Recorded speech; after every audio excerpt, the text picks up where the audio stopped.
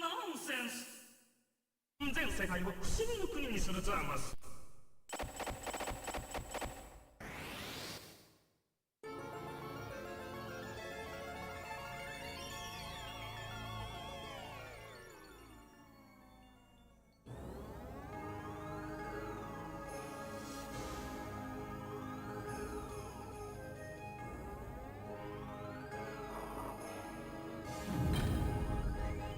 お許しください。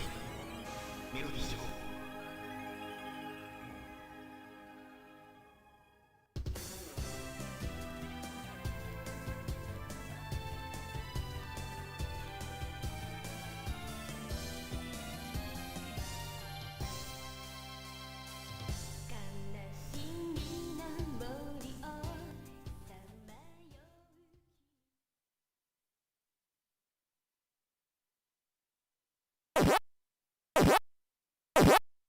MAME phase.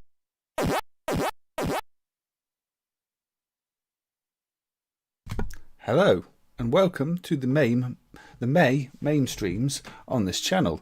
Now for May I've decided to go with a multi-system, multi-platform, whatever you want to call it, theme where I'll be looking at arcade games and home games. So I want to try and alternate between doing an arcade game, a home game, arcade game, home game, that type of thing. And I'm going to try and stick to, say, a given genre for each stream. In this case I want to do shoot 'em ups and other shooting games, that type of thing. I decided this because I was looking at the obviously it's May, it begins with M, but I was looking at the dates too, and May of 2015 is the time that MAME and MES merged together, so the arcade games in MAME ended up in the same project as the non-arcade stuff. So it's sort of the 6th anniversary of that happening, so these days MAME supports all sorts of things, from home games to arcade games, everything in between, and so it seems like 6th anniversary, May, good time to start covering that type of thing. So that's what I've decided to do. Now, I hope that made sense, but I'm just going to turn the audio back up now. That seems like a reasonable level. And I'm going to change my view. And I'm going to full screen this. So yes, this is Twin Bee Yahoo by Konami. It's one of the GX system games, which means the emulation might not be 100%, but as far as I know the game is playable start to end. So let's have a look at it. Yahoo, when you insert a coin. This is its name. I'm going to go straight into normal. This is obviously part of the Twin Bee series. This is, I believe, the 3rd arcade game after the original Twin Bee. Tano, is it? Twin Bee, Bells and Whistles, and then this one on the GX system. They've all got a similar visual style to them, but get more advanced looking as they go along. And this one, as you may have heard in the free streams, got a full sung intro. That, not many arcade games have, but this one is one of the ones that does. And you're shooting the bells as usual to try and get them turned into power-ups, and picking up the power-ups, and yeah. I think all the games start with a simple sequence of lots of clouds, just to get you into the swing of things. And that makes sense, really. You want your player to understand how to play the game if they've not played the Twin Bee game before. You've got your bombs, you've got your regular air attacks. So, you know, the formula is exactly what you'd expect. So, now if anybody's in the chat, feel free to say hello. Otherwise, I will just continue streaming. Let's see how things go. Now, this is the theme I've had in mind for a while for May. The birthday stream is sort of an exception, just because it's my birthday and I didn't really plan it in advance that well. But I do think it's important to look at the non-arcade stuff. Hey Sergio and hey Mo, thank you for joining. Good to see you. I hope you're both doing well. Have you played Twin Bee Yahoo before, or any of the other Twin Bee games? Music reminds you of Bubble Bobble.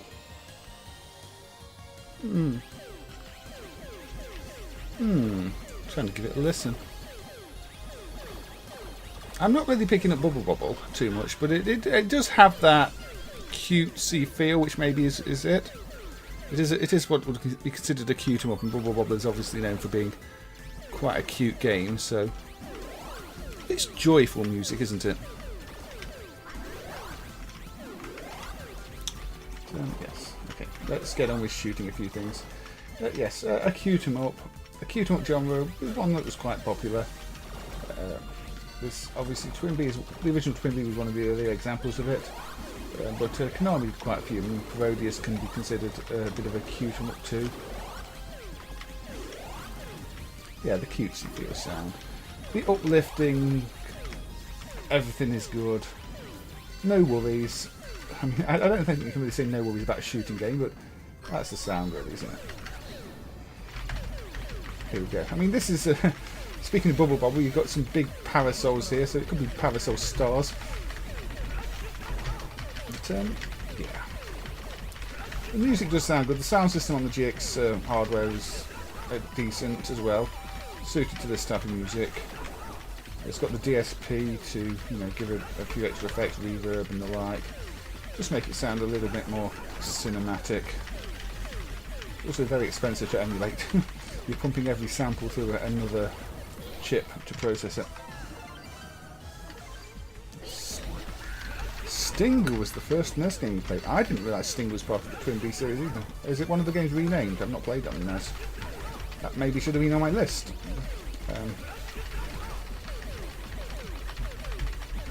I might have to look at Stinger on a future stream as a potential, you know, spin-off then. I think I do have a game called Stinger on my list, but it's the arcade game that's absolutely nothing to do with it as far as I know. That's an old SNK game, I think?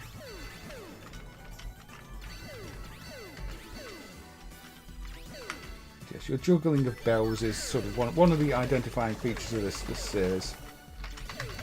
Ooh, that's...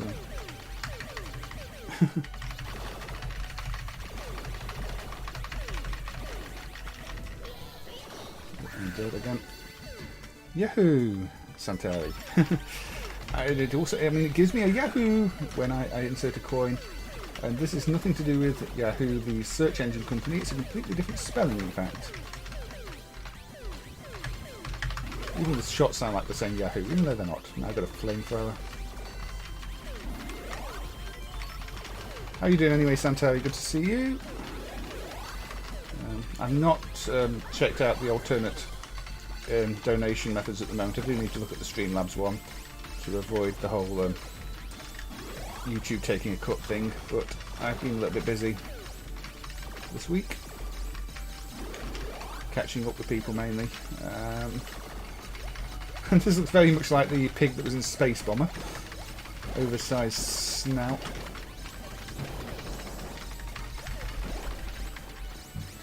I'm pretty good too, Santeri. So it's been nice to get to actually see some people again recently.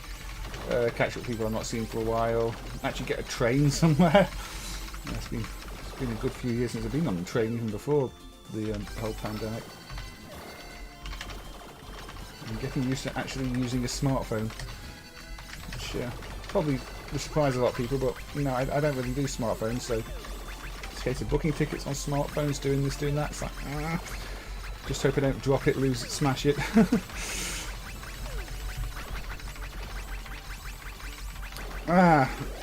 Okay. So it was officially branded as a Twin B game in Japan.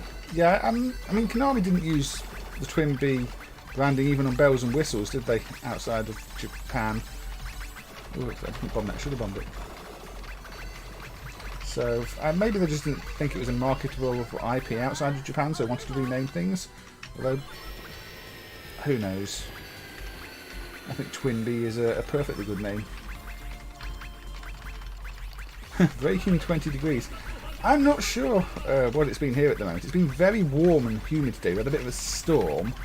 But it's been happily go outside in t-shirt weather, but I have no idea what the actual temperature's been. 20 degrees. 20 degrees is probably what we'd consider warm here today. Not hot, but warm. I'll have to check out that Stinger anyway. Oh yeah, you do have a charge shot that I've not been using because why ever use charge shot? There we go. But, you've got your four-legged spidery tank thing. I don't know what you call it, but you've seen this type of enemy in plenty of games before. I've destroyed the fans. Not my fans, but those fans. It looks like one of those fan clones you get with fans to blow into your face. You've seen those, they're a bit silly. Dual fan family clones and single fan family clones and all sorts of other family clones that you can get these days. Oh dear. Single alarm sound. There we go. You've been blown up. So, yeah, this is obviously a very colourful game. Lots of well-drawn art in the cutscenes. Ooh, let's see. Let me get our start with our clouds again. Now, it may not surprise you that the console game I'll be playing after this is also a Q-em-up. A modern Q-em-up, in fact. We'll get to that shortly, then. But, I bet a few people in the chat couldn't even guess which one it's going to be after I've said modern Q-em-up. Let's continue. It's quite a popular game from about 3 years ago. No, don't scroll off the screen. Hey, look, got parallax effect on the ground. The sea there. Probably not pushing the hardware too hard in some senses. It does do a lot of zooming here. That's a nice effect there, you see.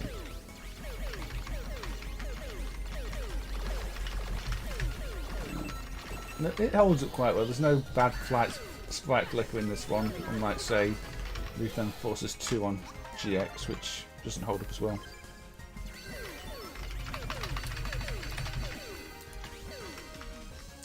Now, in those scenes when you're flying upwards, it's actually pushing you back, so you're being pushed to the bottom of the screen at the same time.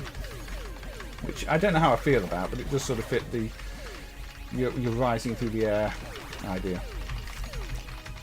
Ascending. The destructible parts on the bosses, as I showed with the fan on the previous one, is a nice touch. You know when you're doing the right thing and when you can start to target another area. There we go, the wings off there. All the way there.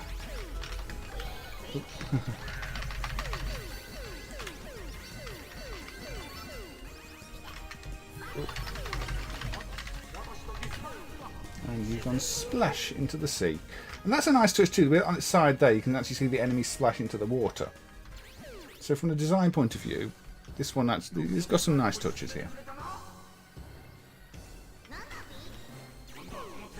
Obviously, I don't understand the word it's saying. It's all in Japanese, but it's a shooter. I don't think the story is vital to playing it. So I'll probably play this stage and maybe a bit of the next stage, and then we'll have a look at a game on the consoles.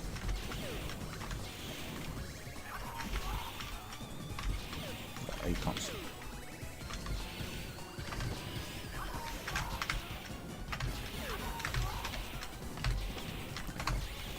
The next game also is not in the software list yet, although I think it should be because it's a free release.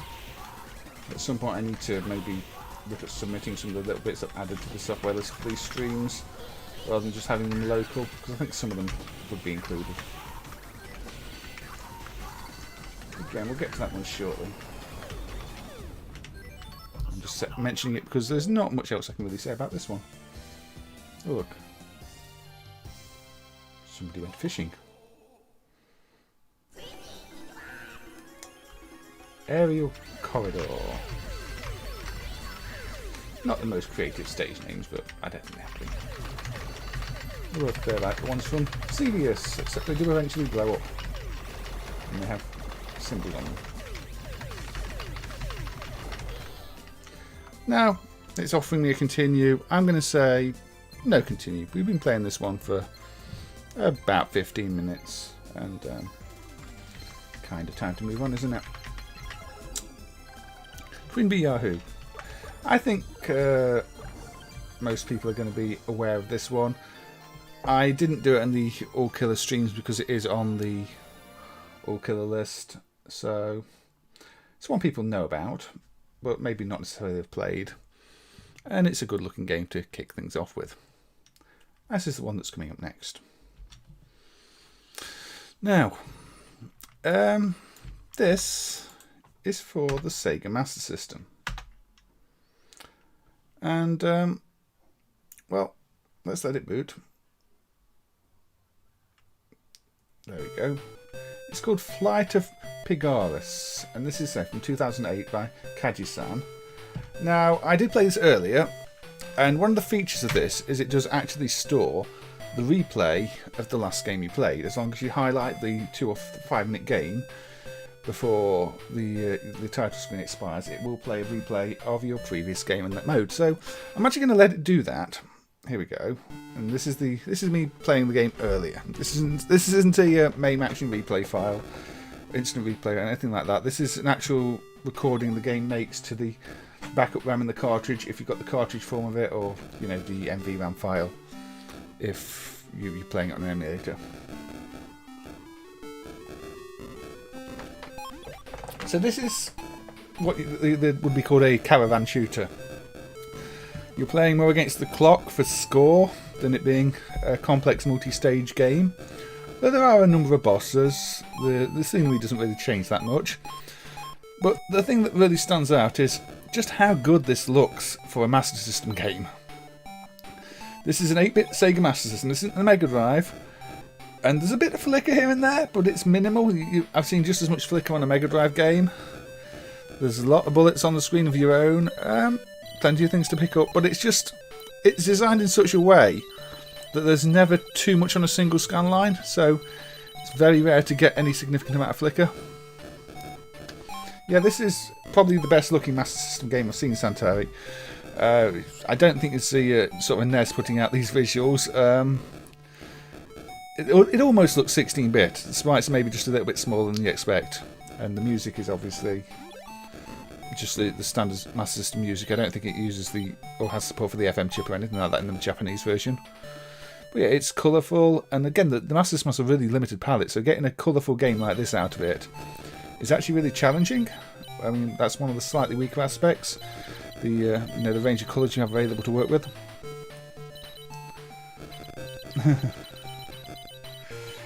Yeah, it does have sort of that look, doesn't it? But slightly prettier.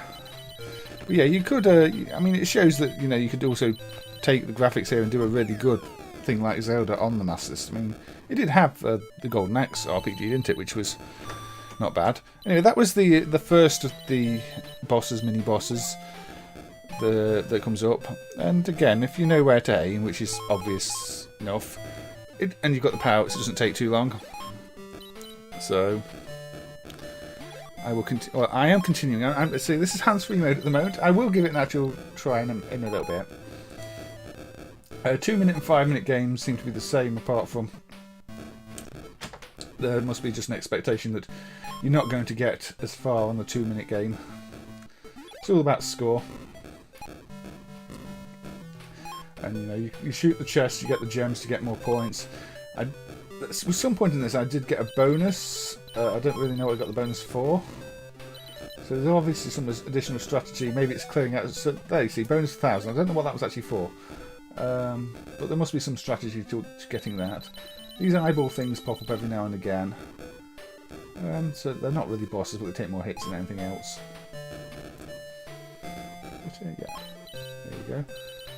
Another one has formed. Shooting by this. It's a little bit of flicker there. Yes, there's not a huge amount of content in this, but what is there is really, really good. And it's just a really impressive. I say homebrew. You could buy it on cartridge. People put it on cartridge. So it's more of a modern development that is free to download for emulators, but if you want a physical copy, you can find them around, I believe. I don't know if they're official. I think they're official, but it does exist in physical form at least. The Master System Bruce Lee homebrew also ended up in physical form. That was sold quite a lot on the Chinese sites, rather than anything else though. For some reason it ended up on repro cartridges. Simple little tune, but it fits the game, doesn't have to be too complex. And you've got obviously different levels of power. I'm powered up to the maximum now, which is the 2 wide shots at the front, the double shot at the front, and the 2 shots towards the back, angled shots at the back. So here we go. Now this is, I'm guessing, the final boss. I've reached here with 25 seconds left. You can destroy the balls around it, although I wasn't quite sure the attack patterns at this point, so I get zapped by the laser a few times. Every time you get zapped, you level down until you've got no... until you get the lowest level. Then if you get hit again, on single level now, if you get hit again, I died now. But as you see, I just ended up running out of time. So I guess the ultimate challenge is to also kill that boss within the time limit, which is easily said and done. I don't think you can possibly do that on a 2-minute game, because it does seem to be the same level, but with only 2 minutes. So let's just start a 2-minute game and play it this time. So now you see me doing worse than that replay you just saw. That was my here's one I prepared earlier moment. But yeah, and it looks good with the CRT filters as well. So I imagine on a real TV this will look fantastic, which is a problem with some modern developments where they never really tested how they would look on an actual CRT. People have said that about the Wonderful Dizzy game. It doesn't look as good on an old CRT as it does on a monitor, because they've assumed certain things about the display. So some of the things that weren't meant to be dithered end up looking dithered, and the colours don't quite mix properly. But this looks fine on a CRT.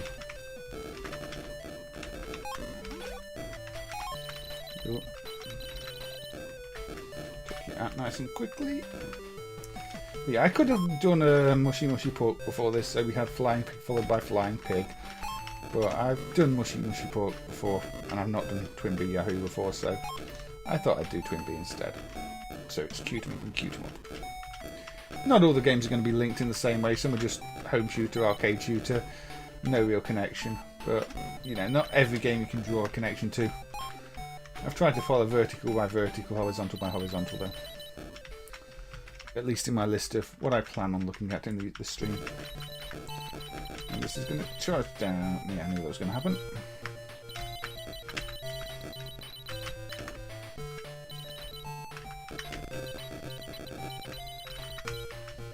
Not doing this quickly enough. Oh dear, I've lost most of my power as well. Oh, killed it with... You see, that ends there because it stopped the timer at 3 seconds. So the 2-minute game ends at that boss. The 5-minute game is the one that goes on a bit longer to the boss you saw. So I did clear that with 3 seconds to go, and that is my high score. And it's the highest score I've got on this 2-minute mode. Yeah, Wolfhouse, it looks good and it plays really well too. It's just these 2 modes, 2 minute, 5 minute. There are no other stages, nothing like that. I don't think there's any elaborate secrets, but let's put the 5-minute mode on and see. Have another play of it. But yeah, it's a really good looking game, especially for the Master System. And it would not have looked out of place if this had been released on Master System hardware in the arcades back in the day. I mean, if you consider that System E has got 2 Master System VDPs and could have had an extra layer of scrolling on top of this, that would have been a fantastic thing to have in the arcades, even if it was Master System hardware. Alas, the actual System E games are all kind of ugly. I'm not doing very well this time, I'm not even powered up properly. Hey the Ogre, thank you for joining, and thank you for the continued time stamping of the videos in the comments. I've already had a few people say how useful they are in messages elsewhere, so they are helping people.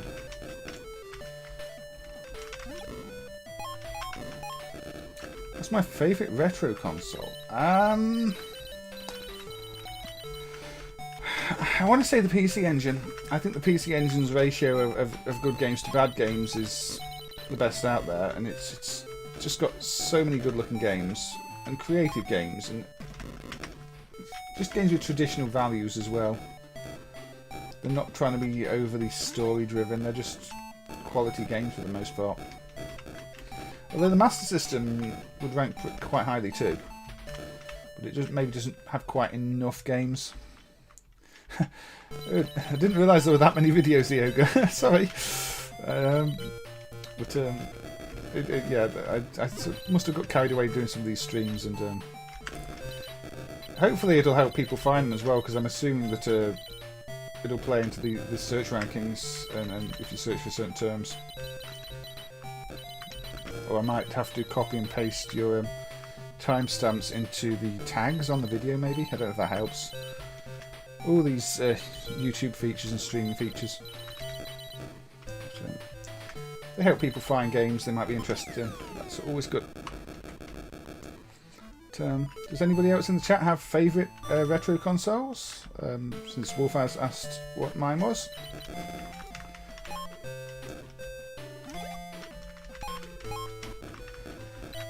But yeah, I'm doing quite badly on this run. I keep getting hit. It controls well as well. I don't know why it doesn't just auto-fire. I don't think there's any benefit to not holding down fire. So in cases like that, you might have to ask, why doesn't the game just fire all the time? There's no second bomb attack or anything like that. No charge shots. NES and DOS.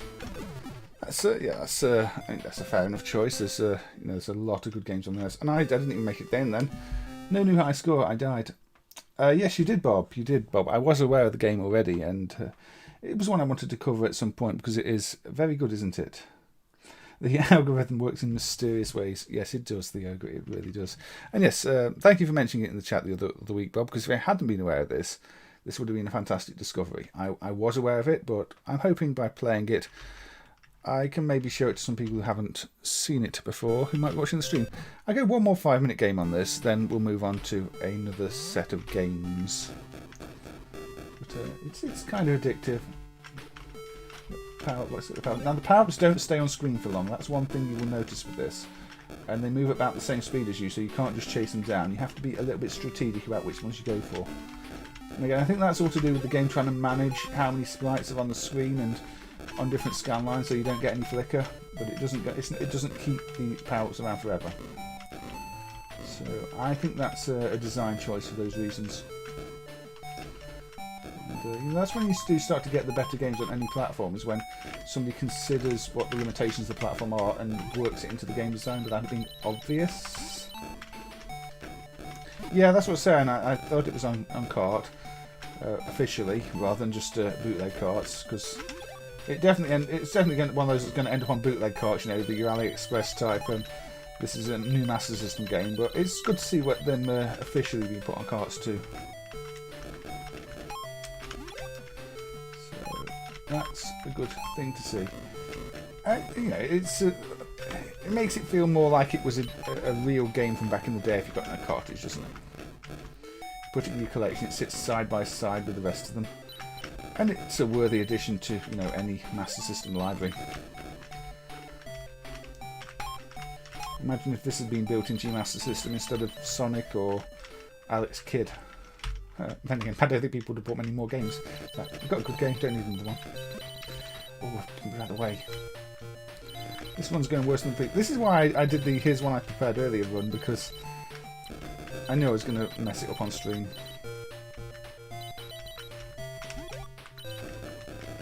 I'm not cleared this quickly enough. I'm not going to manage to get to the last boss, or clear the last boss at least. You have to clear this really quickly to stand a chance, and yeah.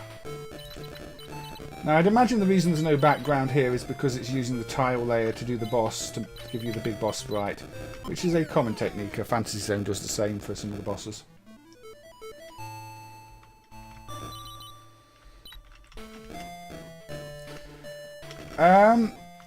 I think there's a command line parameter to change the scroll lock key to a different key, Wolfaz. I can't remember it off the top of my head. I think it's UI hotkey or something like that. So you can remap it before MAME starts from the INI file, or so you don't automatically not have any way of changing the controls. Yeah, I saw Bababuru on SMS Power and thought it's one I should probably cover at some point if I look at platform games. Although the problem is there aren't many arcade... There's single screen platforms, so a lot of that might be a repeat of the single screen platform stream I did a while back. So they would work in that sense, although there aren't many arcade platformers that are more like traditional console platformers, so I'm not sure how I'm going to work those into a stream.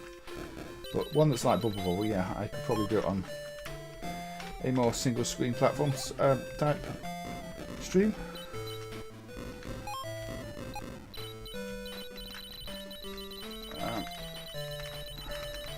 Oh, hey Ryan, I see your message in the chat. It should pop up on the notifications soon, or unless Streamlabs has gone down. But if Streamlabs is playing up, thank you for the 100 Swedish coronas, and yeah, I could show you the OBS setup I've got. Brief, there's your notification. I could show you the OBS setup. It's not the easiest one to customize. It's really, I've got a background image, then I've got a foreground image with a hole in it. The main video goes between the two layers, and to do the colour variations I just change the hue and saturation in Photoshop for all my images. It's not too complex, and I've got filters obviously on the video capture of my face, for the alpha filter for the spotlight thing. But it's a fairly basic setup compared to a lot of streamers I see. But I kind of prefer it that way. It means I'm not too much to manage.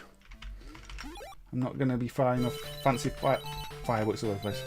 I didn't get here anywhere near enough time to do this. I guess the secret is also attacking it from the top. Not going with it. No, get rid of that. Nah. Out of time. Out of time. Out of time. So there we go. This was, as I said, here's the title screen. Flight of Pigarus. And it's a really good Master System game that we should probably add to the soft list, to be fair. I've added it temporarily to record this video, but it should probably be submitted. As mentioned in the chat, it is available on cartridge. Anyway, yeah, you have to be very... I was on the initial replay I did, I was more aggressive with the first boss, but if you start to lose your power-ups, then it becomes more difficult to be aggressive because you're having to avoid more shots. But yeah, I think with enough practice I could probably beat the boss. But practice is something I haven't done an extensive amount of. Right, where's... I've got another one I've got in mind to come up next. Let's go down here. Okay, let's just play a game for which a new set was submitted a few days ago. This isn't the new set because that's not been merged in yet. But this is UN Defence Force Earth Joker, a Visco shooter from '93, an arcade game.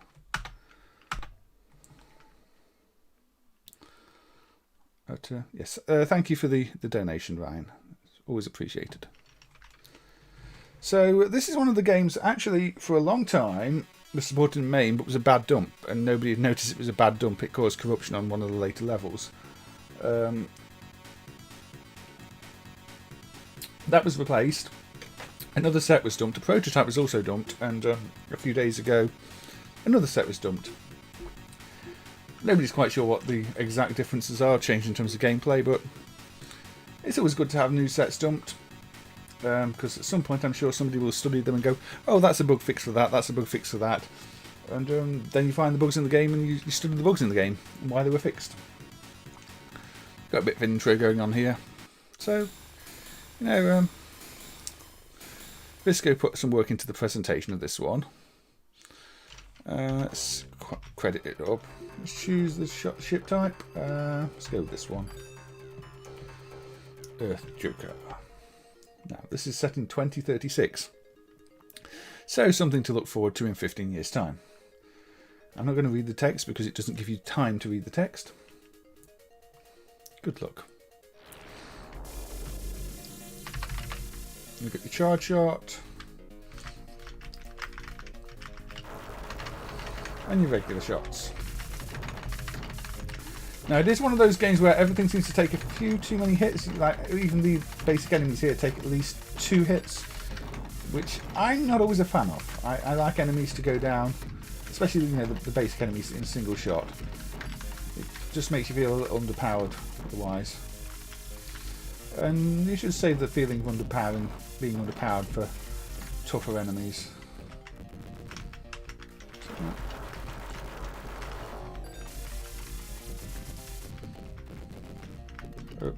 And your hitbox is quite big. And I got hit. But we'll not talk about that. No, I just did. There's your waterfall.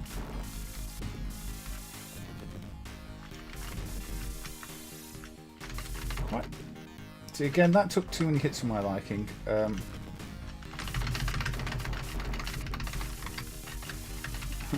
So I'm just not going to kill it. Maybe with the auto-fire, you have to get more shots off, but that makes a lot of noise. Visco, very hit and miss in my opinion, Chicago. They do have some good games, but they have a lot of games that just sort of stand in the middle and don't quite work.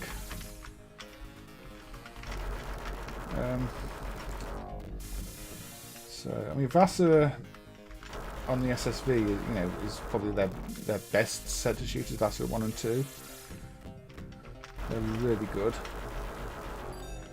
I don't like some of their Neo Geo output.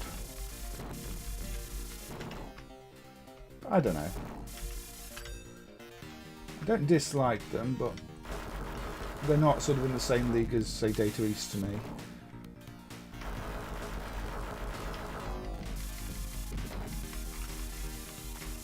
There's a playing card on the ship there.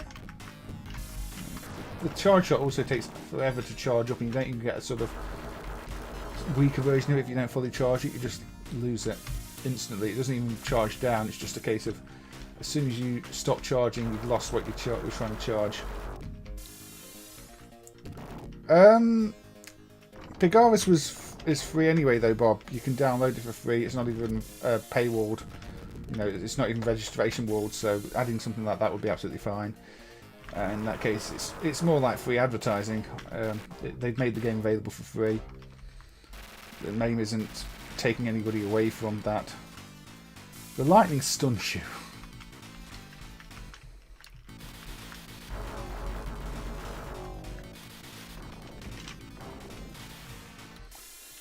Solo Assault, yeah, that's the one that always crashes on the second stage, I believe. It crashes out of MAME completely, from what I remember.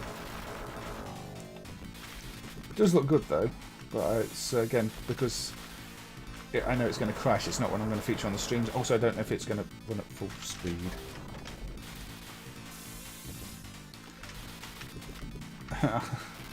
Yeah, Reddit DMs aren't great.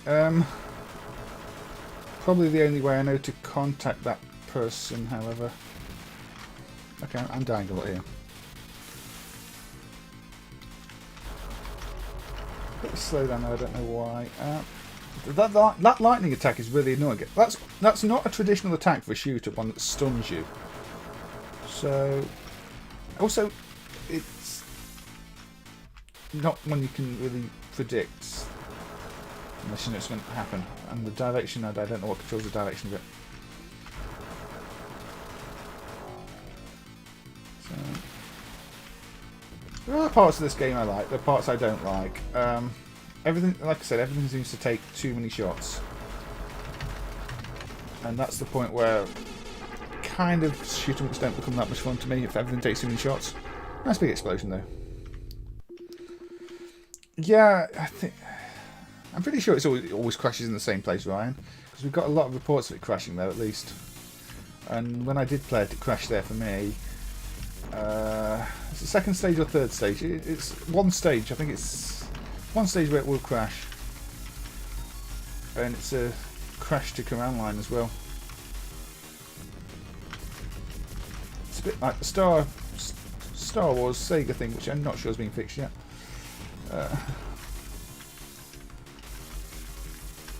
Now the clouds go over your ship there, but there are no bullets to avoid at that point, so it's not dangerous. That's not a priority bug, that's a design. I'm not even working out what all the power-ups necessarily do either. No, it didn't look like a DRC crash to me. It looks, I think it's probably rendering related. Or unless the game just goes completely off the rails and crashes for that reason. It's not one I studied. The Konami 3D stuff's not in the best shape, really. The flicker on the racing games too is annoying.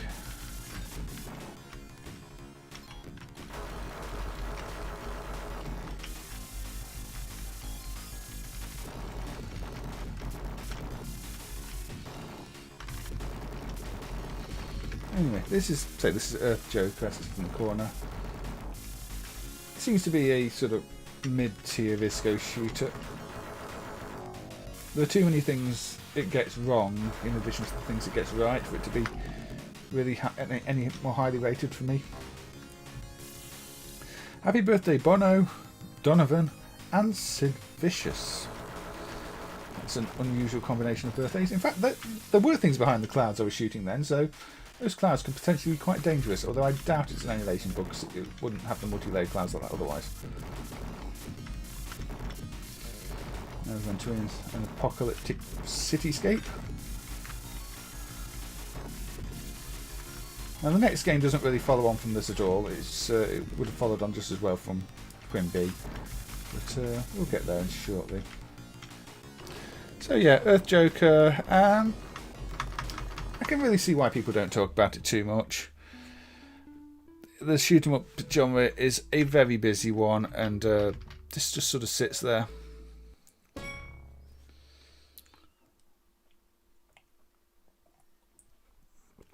I think if it was not for Vil, we wouldn't have those drivers in the first place at all, Ryan. So, you know, Vil has done a lot of hard work on MAME, but I think Real Life just took over. Like it's probably happened with Phil. I mean, I don't think the loopy drive has been submitted yet or anything, is it? Yet either. And yes, Wolfers, Xexex, or however you want to pronounce it, is on the potential list. I've actually put down Orius, the oddly titled version, but for now, let's go with one that I think works. It's another recent release, and it's horizontal. This is for the Amstrad CPC, and this is Red Sunset. Now this also isn't in the software list officially, but it is also another that is free to download, not paywalled or anything, so could probably be added.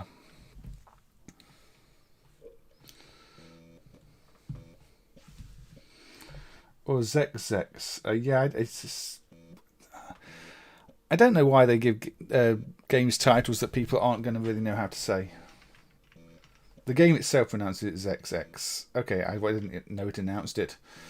It's an awkward title, isn't it? Xexex. This is released fairly recently. Set a bit further into the future. Got a good 100 or so years, 104 years. Sorry, 104 years before this happens.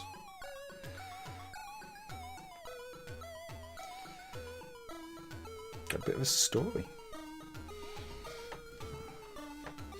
Now, a lot of new CPC releases don't run properly, but I did briefly test this one, and it seemed to, aside from a slight issue with defining the controls, which might just be the game.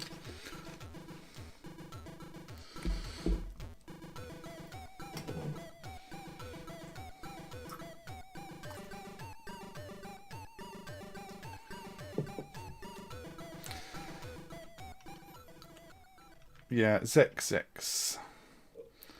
This, on the other hand, is Red Sunset. Just call it exclamation mark. Right, so redefine. Now this is really sensitive. Left, right, up, down, fire, fire 2. Okay. Now, released last year by ESPSoft. It's a Spanish game, I think, hence ESPSoft.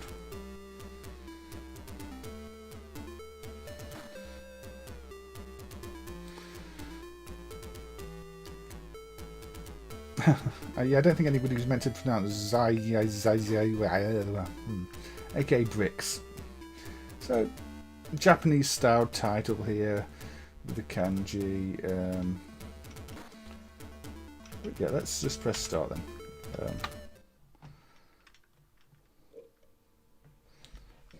Your classic 3-inch disc.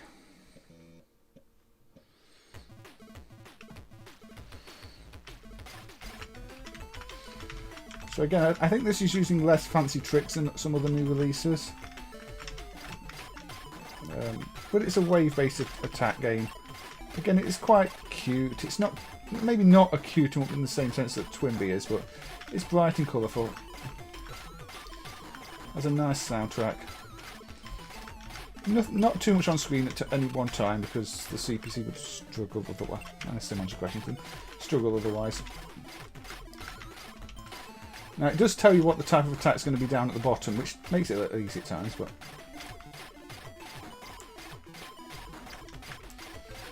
if you know the attacks, you can learn the patterns back attack so you get out of the way, basically.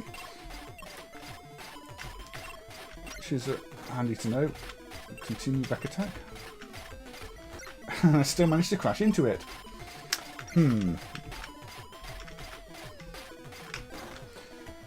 Oh, this is going well.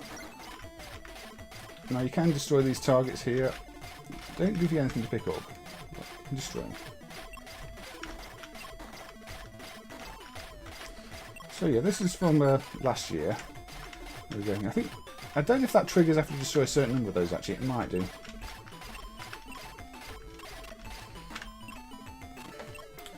Well, this was a very poor performance. I'm guessing that says game over or something. That's something along the same lines, if it means anything at all. Yes, oops. Shall we try again? Because that was pathetic. It's maybe not quite as responsive as you'd want a shooter to be, but that's because it's an 8-bit shooter on the CPC that's not using that many of the hardware tricks, from what I can see. Or maybe it is, but they work in MAME, which is unusual for the CPC games that do. I might be being very unfair on this. But visually it's really nice for a CPC game there. And the scrolling is quite smooth, so who knows actually. I just know the slap fight game, Alcon, tries to do smooth vertical scrolling and ends up crashing in MAME. Now you do have a bomb attack too, which again wobbles the screen by playing with the screen control registers, you know, the display control.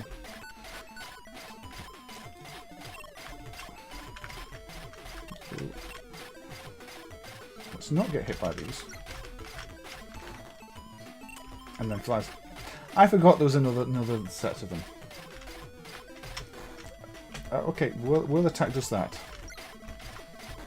Now the bullets do come quite fast at you, so it is sort of your sort of slapfire Alcon mold where the bullets will be fast and aimed, which means even there's not many of them, they can be tricky. Oh, and so it's not a case of destroying that many. This appears here anyway. Okay. But yes, this is a respectable shooter for something like the CPC. Take this bomb. Take this bomb. I don't know if you can bomb that thing. Yeah, the CPC does have a very nice palette. It's not the most flexible, controllable palette, but you do have a good selection of colours to choose from. The Plus models, like the GX4000 CPC 128 Plus, do add proper RGB control for your palette, so you can do rainbow effects with your rasters and things like that. But there's not much software for those machines because they're quite late, and you know, the GX4000 came out when the Mega Drive was coming to market, but it's just basically an Amstrad 8-bit computer with a few enhancements. What is my fight t-shirt? It's actually one that I got for free. I got this as a random bundle one. So I don't know the exact history of the piece of art here, but I'm sure if somebody watches the series, it's a Dragon Ball thing, I assume. It's probably significant in some way. It looks like a misspelled game over, but that's all right then. This T-shirt could literally say anything. Yeah, I think it's Dragon Ball. It looks like Dragon Ball to me. But yeah, I got it on cheap, pay this much and get a whole bunch of random T-shirts, and sometimes you get ones you like. And I'm not a big Dragon Ball fan, but I thought it was quite a nice shirt. Oh, didn't want to use the bomb. Yeah, again, oh, there we go, extra bomb. I guess because I used a bomb, it dropped an extra bomb pickup. It's probably a maximum of 3 you can carry at once, or it's random. I don't know. But, yeah, the CPC does have a nice palette. It's vibrant, it's colourful. I mean, and in mode, in mode 0, which is the fairly low resolution mode, you can use a decent number of the colours at once. I think you can use 16 of it, 26.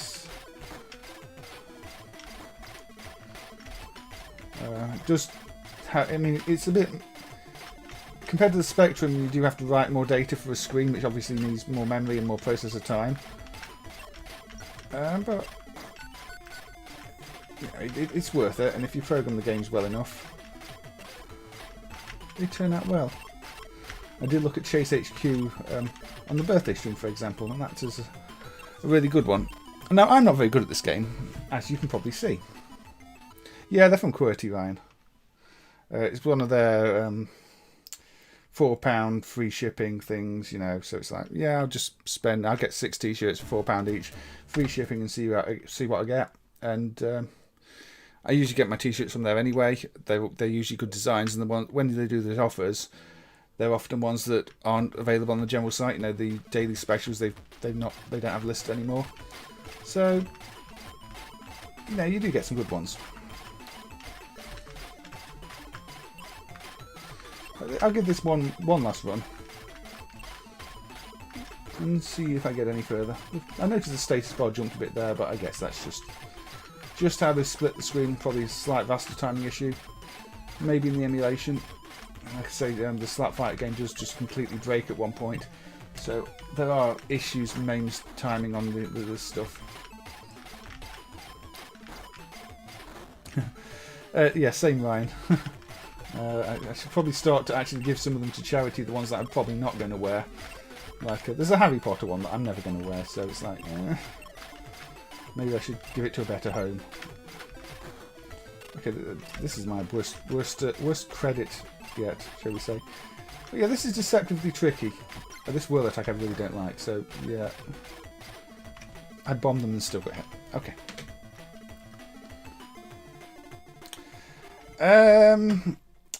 I mean, I can't be too excited about Chase HQ for the GX4000 Eugene. It's going to be pretty much a direct port of the regular version, but on a cartridge, and the regular Chase HQ2 is just far worse than Chase HQ. Actually, you do have a different ship type, so I'll select that ship type and give it another try. I've not managed to pass the first stage yet. But yeah, I'm pretty sure Chase HQ2 is one of those where the release was cancelled simply because it wouldn't have sold. I mean, it's just Chase HQ on the Amstrad is an iconic game. Chase HQ2 is bad. Now, I don't know if there's anything significantly different about this ship or how it controls, but I thought I'd give it a shot. Try. But considering the price people are going to be asking for that Chase HQ2 when it does show up, I mean, these days, you'd probably consider the price it's gone for in the past, which is, what? Was it about £1,000? Was it less than that? It's probably going to be a lot more next time it shows up, and even less worth buying at that price.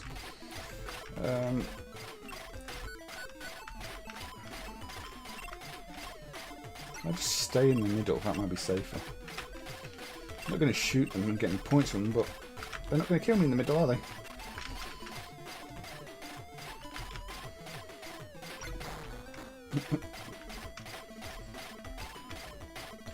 Again, the enemies do take a few shots on this, which means you have to be sure where you're positioning before you start attacking things. But with this type of game with a limited number of enemies, unlike Earth Joker, it makes more sense. And yeah, that's a bit of a cheeky back attack there. It doesn't actually warn you that's coming from behind. Just go to the W2F. Which once you know, know. But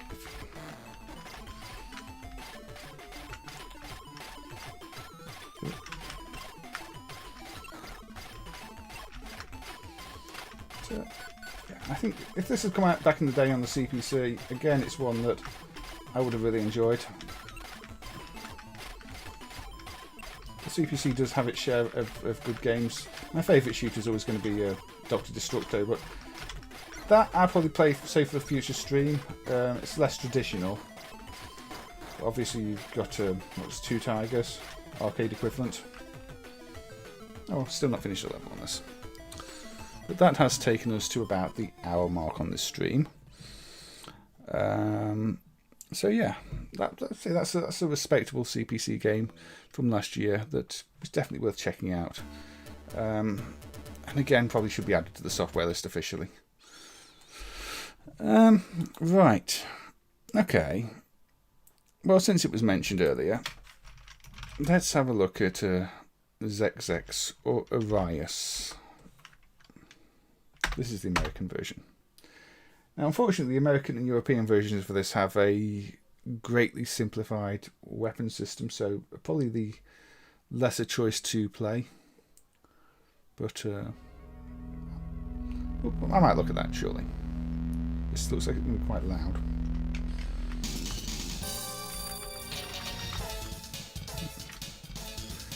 Nice graphical effects on the intro. I mean, Konami were really proud of the graphical effects they used in this game.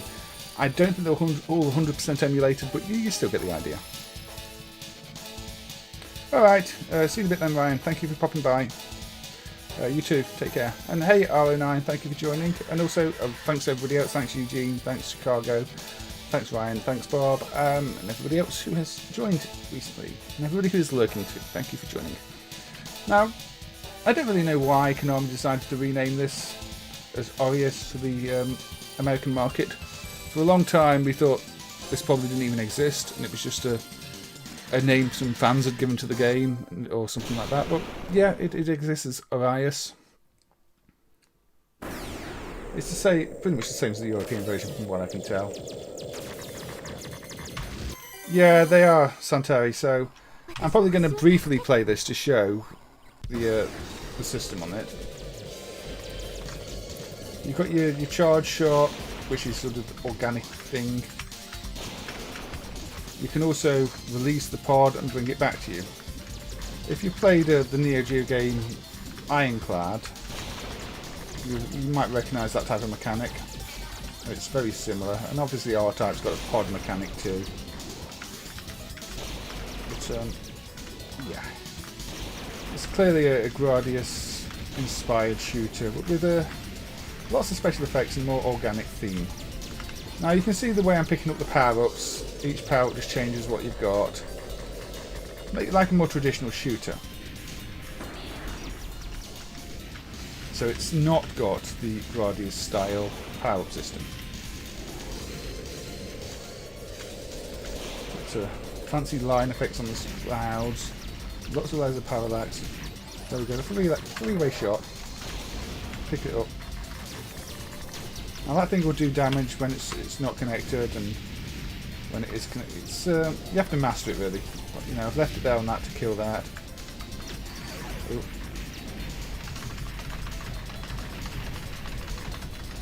More organic material to blast away at. Yes, I mean, it's not just Konami, but Konami were especially guilty of it. R09. And I've crashed into stuff. As you can see, the power-up system is nothing special. It's just collect power-ups, and they change what your ship does.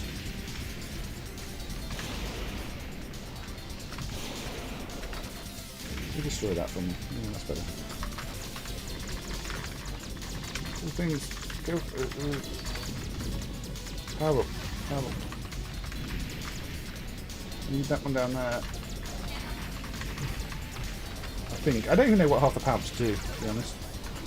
Again, I don't think this actually makes the game easier or easier to understand because they're just random icons. I mean, that's the funny thing there. It's still got the Xexex as the power-up icon, even though the game isn't called Xexex anymore.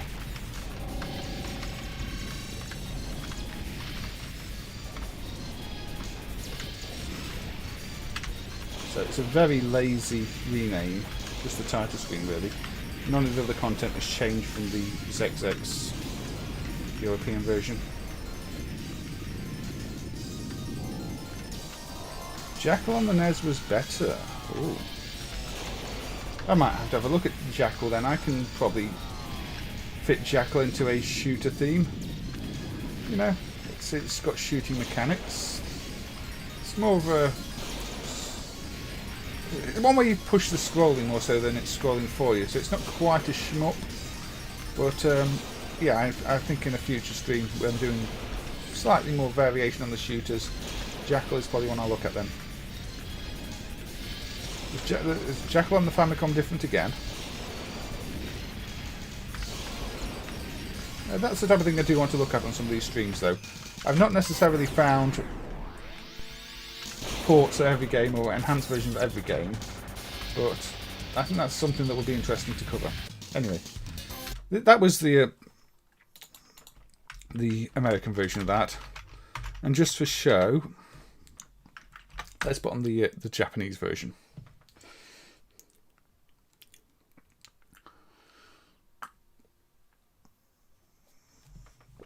Because this version is better. I do like that our dreams come true thing on startup. I guess that is really just them saying they really like the hardware they were working with or something. Still quite loud. So the intro sequence is the same really. Intro sequence, your flintlock.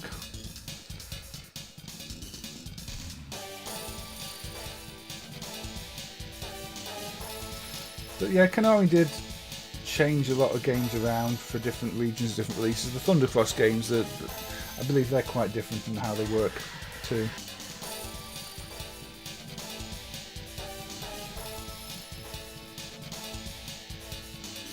Here we go. Now we've got the proper title of Xexex, which I still think is a bit of a silly title, but probably better than Orius. Very stylish visually. Xexex. So there you go. It does actually say Xexex. Yeah, Xexexes or something. Coin it up. Start the game. Charge the enemy. Now you see you've got the actual weapon name listed at the bottom there.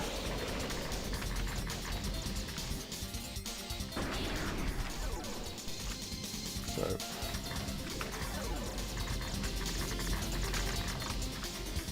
what happens?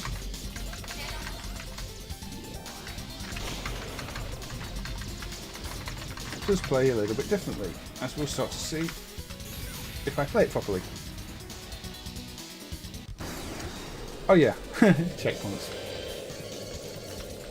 You like checkpoints, right?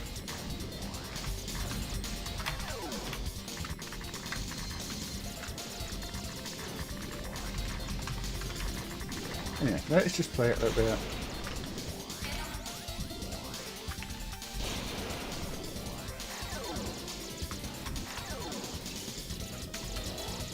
Not effective use of my pod. Again, things seem to take a few too many hits. It's probably one of the things I don't like so much about the game in general.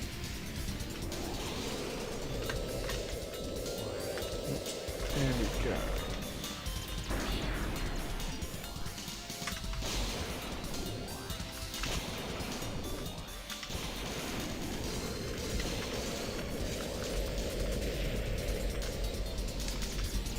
US Konami release. Can you find a US arcade Konami release that's better than the Japanese one? that's your real challenge. For Capcom, I can think of Bionic Commando, where Top Secret was just a mess. Again, the NES version is better than either, though. Well, look, now I've got ground laser, and it says I've got ground laser.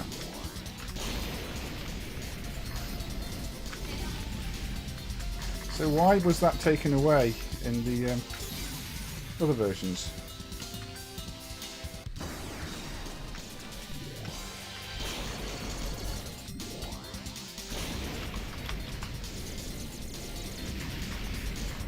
Knowing what you got and having it named is kind of useful. I mean, it's more like in the Gradius, where it's got the name of what you've got at the bottom. And that's kind of, I think that's important. Especially with this type of weaponry.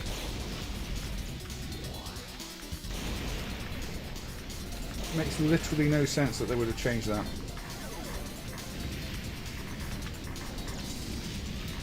But they did. Because Konami, for whatever reason.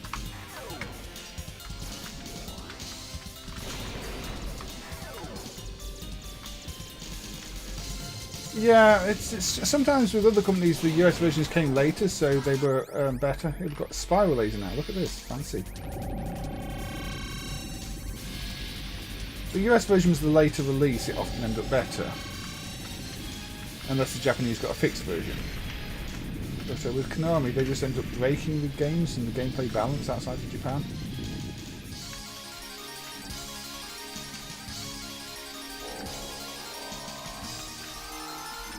Could you do that in Zelda 1? I was not aware of that wolf pass.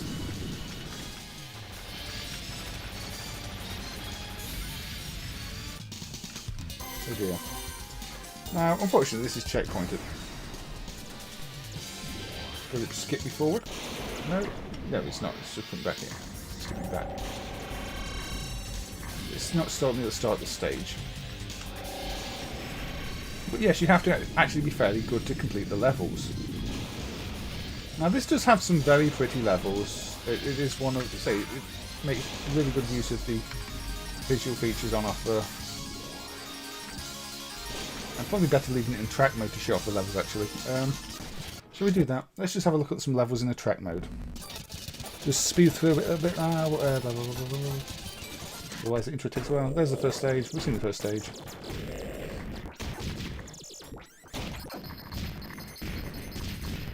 Speed through, speed through, speed through.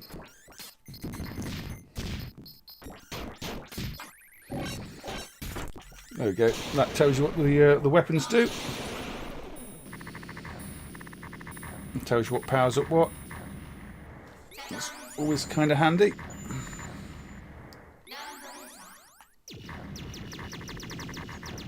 What? Let's speed through that then. Very Thunder Force, isn't it? Thunder Force has got a complete track mode showing you the weaponry. So Konami, high score table, intro again. Now you see we've got this very colourful ball-based stage. This is what I mean. The visual style on this is really good. There's loads of colours, lots going on, lots of effects. If I was any better at the game, you'd see it. Again, your weaponry is colourful. Look at that attack.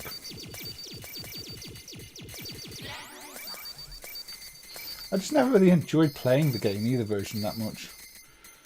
It never clicked for me. Let's speed through this. Again, weapons display.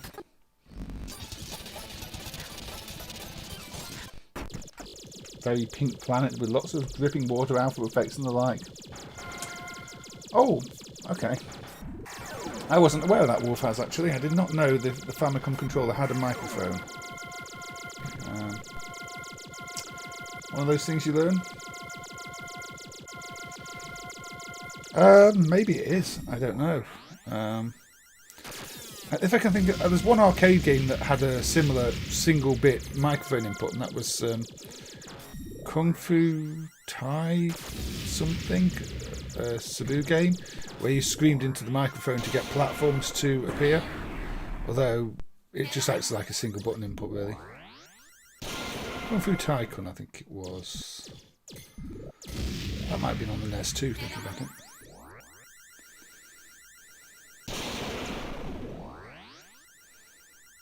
Yeah, a very pretty game this from Konami. Just not one I've ever actually enjoyed playing that much. And the Japanese version is definitely better because it's got the weapon display down the bottom. And the general weapon system just works better. The US version's just spamming things at you that don't make sense, that doesn't really work for me. Good afternoon, Christian. Thank you for joining. I hope you're doing well. Now, after Xexex, or Orius, I've got a game that visually reminded me of it. At least the first part of it, the scrolling parallax. Now for this I've got to fire up the X68000. Yeah, it would definitely have been an expensive PCB. And the visuals are good. Yeah, I say it's one of those that pushes the hardware, uses lots of features. And so yeah, now this is DirectX for the X68K. Nothing to do with Microsoft DirectX, it is just DirectX. Again, I believe this is more of a caravan style shooter. And it will take a little while to load.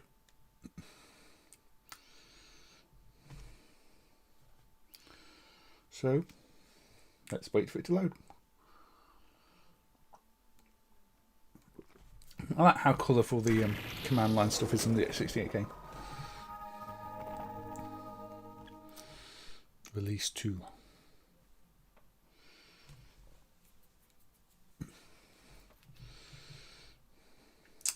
So, different modes. I'll just go start.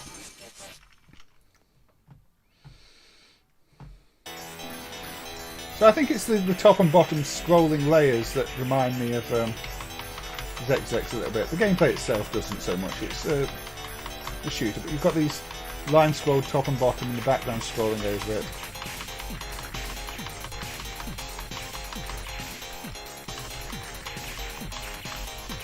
And you fire buttons. There's a lot of bullets to avoid this one. I hit something.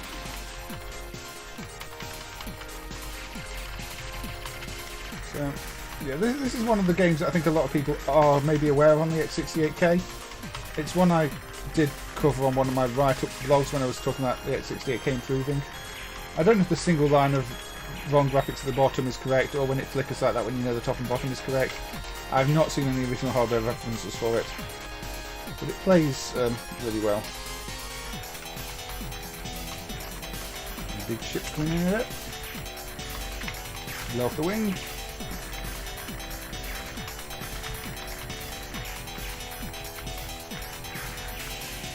Hit by something there. It's quite easy to get hit without knowing what hit you sometimes because the colours, but yeah, I should have really used a bomb there. Now also the font is quite like the Xexex one, isn't it? The Konami font. So let's give this another try. See if I get better with further attempts. From 1998 apparently this one too, so it's not such a modern development.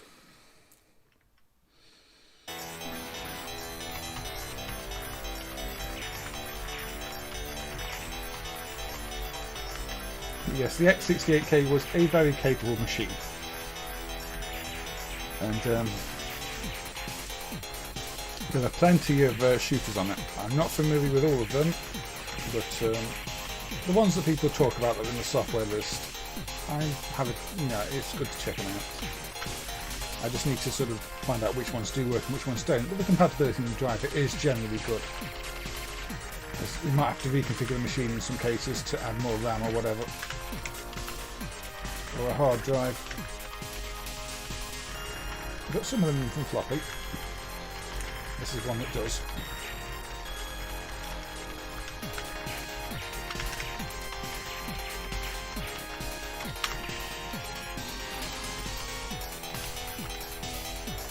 Doing too well still.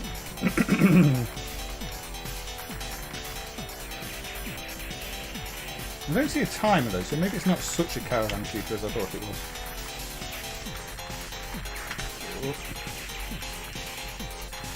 Wasted a bomb. No bombs left, weaving in and out. Gonna get stuck here, getting stuck there. Use bomb quickly.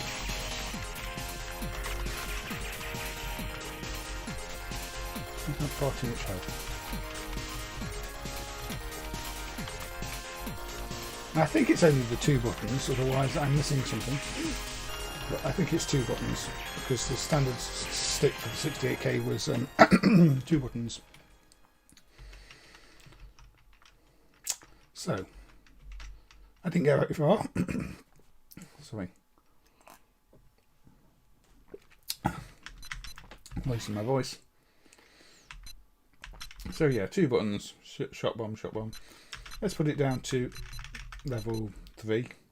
You can't select anything other. It's got a music test. I don't know what trace mode is, so I'm just going to play the regular game for now. Yeah, the best games on the 68K are the original ones, R09, that's true, and it's got a lot of original games. Very much like the Amiga. I mean, the Amiga doesn't have good arcade ports, but the best games on the Amiga are the ones that were only on the Amiga, usually.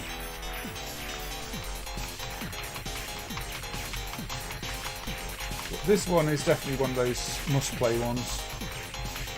And it's really easy to get going. Just make sure that you've got your 68K set up and you map the keyboard and the joystick.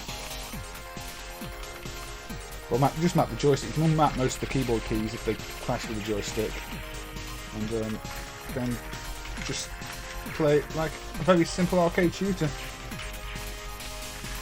And this even lets you enter your name arcade style by scrolling across the letters, which a lot of computer games don't. A lot of people with computers didn't like that though, because it's like, I've got a keyboard, why can't I use it? But if you want something that feels like you're playing an arcade game, having the name entry screen like the arcade actually makes more sense. So if you take out the middle, it takes out the wings too. That's kind of handy to know. Yeah, it makes sense. Although I'm still dying too easily.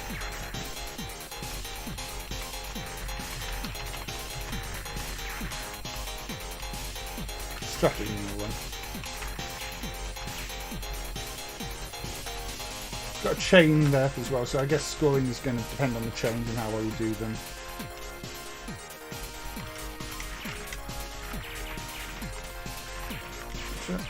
Lots of bullets being pushed around for the 68K as well here. Bit slow down, nothing too bad though.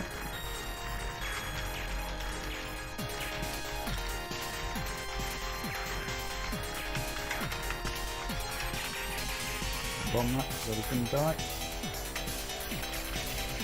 Also really shows off that you can do good soundtracks on the system as well. Oh, but that's me dead.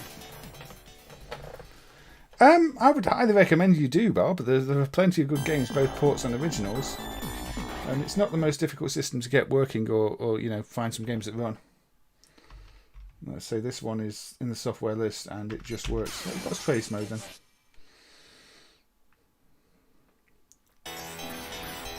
Oh, replay mode, okay. No, I don't need to see a replay. Unless it's a replay of somebody who played it far better than I did, in which case... Go on.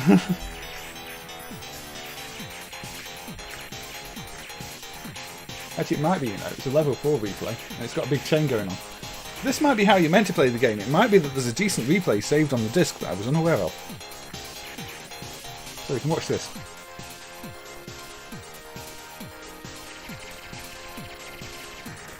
I can pretend to play it, but...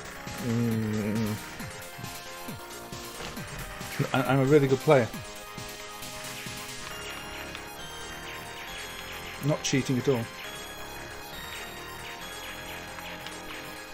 Yes, unfortunately that is true as well, R09. It helps to research what the shooters are beforehand rather than just diving straight in and playing. Because you find a lot of dating simulators and things that route straight to adult content. So yeah, this is clearly a replay of somebody who's far better at the game that must be stored on the disc this was dumped from. But I don't mind. It means I can look at the game and enjoy it and not have to die too much.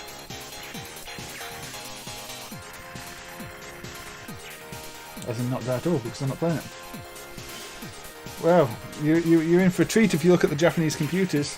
You know, the PC-98 especially is off the libraries, that I think.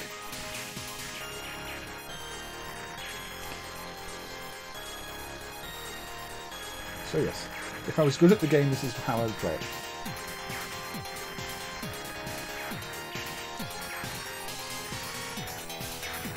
Again, it's a shame the Amiga emulation doesn't work in MAME very well, otherwise I'd be putting things like Project X on, but it's just, nothing works.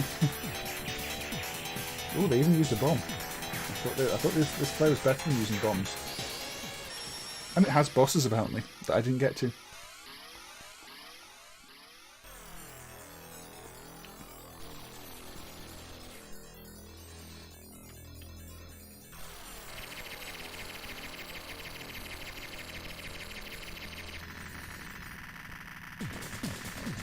Bit cheeky really though, isn't it, when you're just watching a replay. It's not even my replay. So I think some of this is about managing the bullets where they fire to, by the looks of it. That's another attack.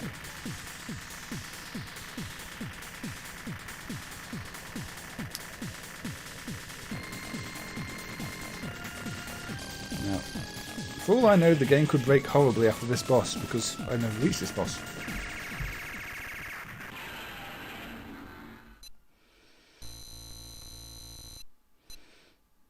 There you go. Oh, there's a second level with a different graphical effect.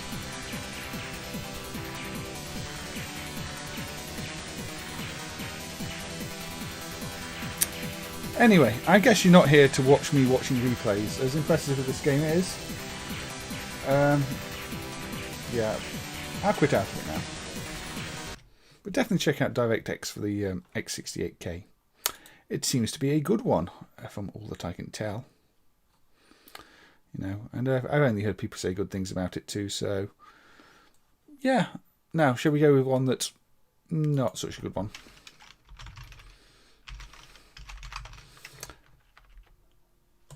Dooyong and Flying Tiger. Not Flying Shark, Flying Tiger. This is another Z80 based game from Dooyong, like many of theirs were. Some of them were 68K. This is one of the Z80 based ones.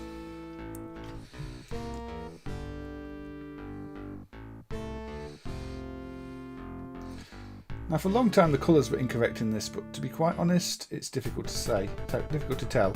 The top line there still looks like it might be wrong, but really, who knows? Might be an off by one error in the positioning of the layers. I think KO just fixed an off by one in Aero Fighters. It happened in the best games too. But yeah, Flying Tiger by Dooyong is a Korean shooter that I will coin up and play. Maybe a little bit loud. DirectX title screen says a 98, Bob, so I'll go with 98.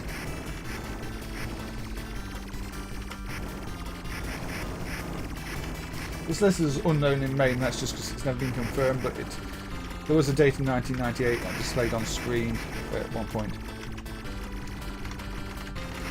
So yeah, fairly generic Korean shooter. As with many Dooyong ones, it looks like the art was designed without considering the screen aspect, the pixel aspect too well, so a lot of things that should be round aren't. It's one of those that looks better in places if you stretch it to widescreen or wide height in this case, but it was never designed with that in mind. It's just a case of it wasn't well considered. Oh dear.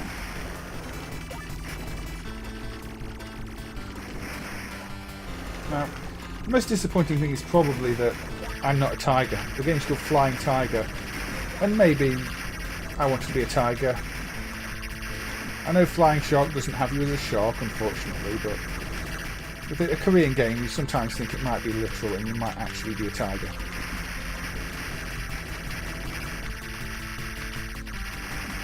Yeah, it probably would be, Bob. Unless people know that's not the case, it would probably make sense to use 98 on that one. It's probably a case of some of it was automatically generated and the details haven't been filled in. There's a lot of software that still need a lot of cleaning. The Spectrum one does, the CPC one does, because a lot was automatically generated, so you can use the manual going over. Let's not talk about me already continuing on a Korean shoot 'em up. Now, a lot of the sprites in this do look like these sort of people with faces, for guns for faces. I guess that's the design they were going for. Robots with gun faces. No Daleks saying exterminate. Or exterminate, as they probably would. But we save that for the, the home computer games. Not one I'm going to play today, though. Yeah, probably does. I mean, there's again, that DirectX seemed to have a replay saved on it that wasn't mine, so it's probably not pristine. Same with the Archimedes soft list. I found that what was the game called? The one with the water puzzles. That's had like half the game completed. Unfortunately, finding pristine images isn't always easy. Sam Coupe is just as bad. A lot of the things that are out there are cracked versions or demo versions. And while we know the original software is out there somewhere because there's pictures of people running it on websites and videos, it seems to be kept closely guarded and we can't soft list it. It's kind of annoying for platforms like that because, I mean, I don't know why it happens. There's clearly no financial reason for it to be happening. I don't think, software on these machines is going to be making the original authors any money at this point.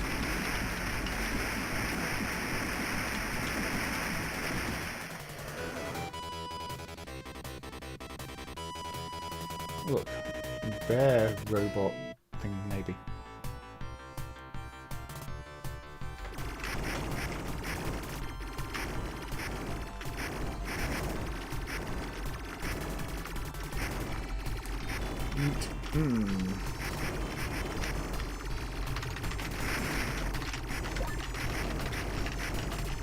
So yeah, generic Korean shooter.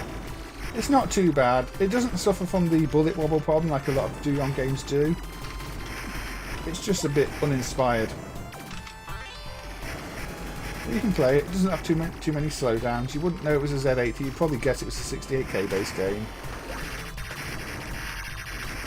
Sound is... I don't know what's shooting there. Maybe it's a priority glitch. Maybe that's just how the game is.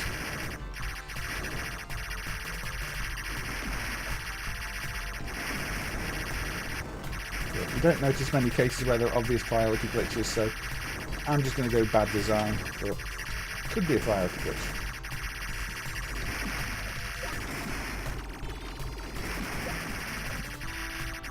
Again, yeah, there seems to be things shooting me from the bridge actually, I can't see, so it could be there's some priority glitches on missing sprites.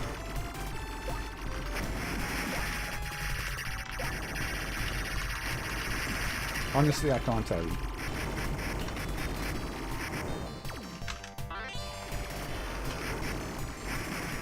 Pardon me?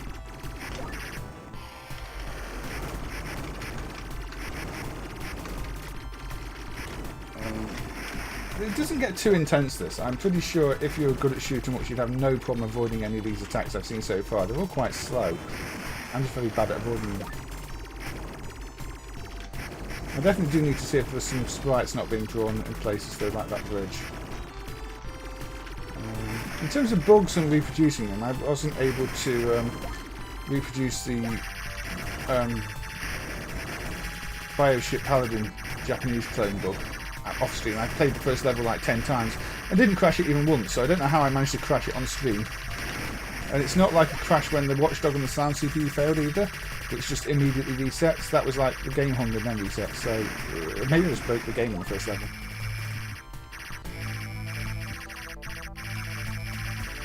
Yeah, I'm not instantly recognising any sprites, no RA9. Dooyong were, I think they were a respectable developer really. The games are just not amazing, but they did write their own games and do their own code. So they're a step above, say, Comad and the like.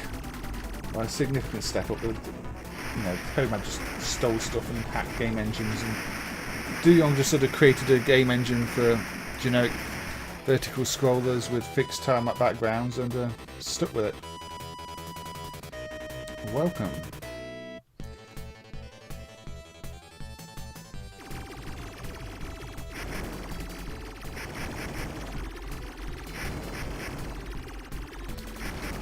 Yes, Bob. MAME prefers to use the actual date it was released rather than the on-screen date. Although, with no other information, the on-screen date is what gets used. But if we know a game has an on-screen date of 91, but was actually released like January 92. 92 tends to get used. The old policy was that the original release of the date was always used, even if the revisions were newer. I don't know if that's changed. It also used to be if bootlegs. It used to be that bootlegs always used the original date, but these days I think bootlegs use the real date because it makes more sense. Because otherwise, all the hacked System 16 and CPS2 games, Phoenix things, were listed as sort of the original date, which sort of distorts history somewhat. While the bootlegs, they're not bootlegs that existed until much later. But yeah, this is Flying Tiger, generic Korean shoot 'em up. But it sort of leads into my next game, which is, I believe, a generic Korean or maybe just Asian, might not be from Korea, shoot 'em up. And this is a Mega Drive game, a Genesis game, that doesn't get talked about much. It's one that I added to the soft lists a while back because it's a protected game where you have a little protection patch for it. But this is Thunderbolt 2, which might be Chinese rather than Korean. Unlicensed game for the Mega Drive from Sun Green. Options: normal, A shot, B bomb, C shot. Okay.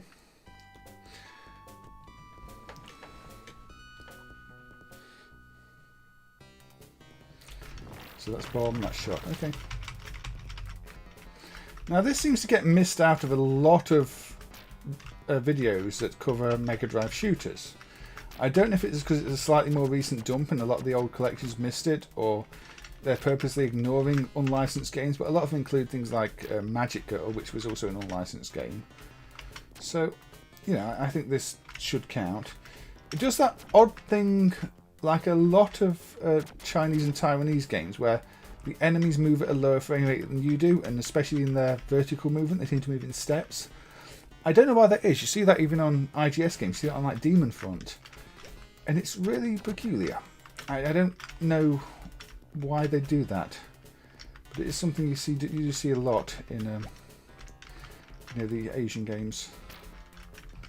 You move nice and fast, your enemies animate at a much lower rate.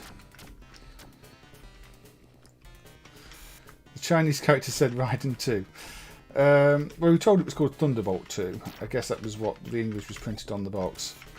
So when everyone was asking if Raiden 2 was emulated, we could have said yes. Now the controls are a bit slippy. So it's not always that easy to avoid things. You move very quickly and don't always feel you have that precise control. But I think maybe it's one of those where you collect too many power-ups, it's a bad thing. Lots of bullets. Lots of bullets. Did I say lots of bullets? But as an unlicensed piece of Mega Drive software, I don't think this is actually terrible.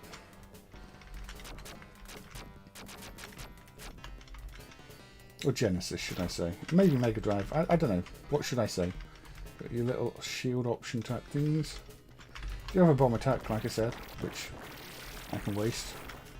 Part M is different attack. Ball attack. Bit of slowdown here. Yes, if you're going to cover Mega Drive shooters, this probably does need to be in your list. Might be an unlicensed game, but it's a real game from back in the day.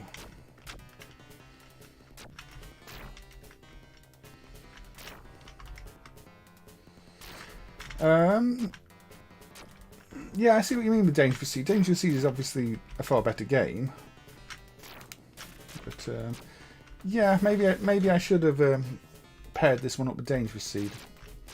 Although I could pair Dangerous Seed up with Dangerous Seed. That's kind of one of the things I wanted to avoid necessarily pairing up games where there is a actual console port, because I'd quite like to cover the console ports with the games. But yeah, I see what you mean about Dangerous Seed. Your boss. Got another bomb. Bomb doesn't protect you.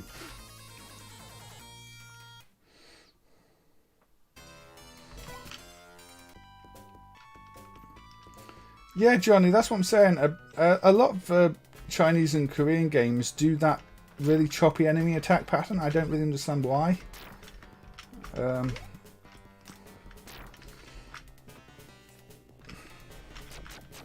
are some arcade games that do similar, but it's notable that everything else moves really smoothly, a nice smooth 60 frames a second, and then the attack patterns, yeah, they update every few frames.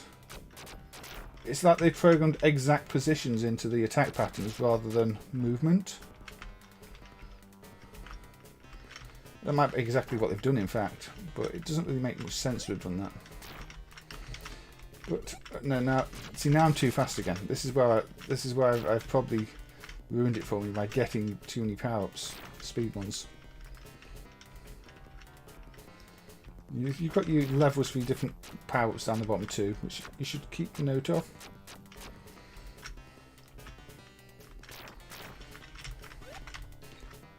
Nice wide shot now as well.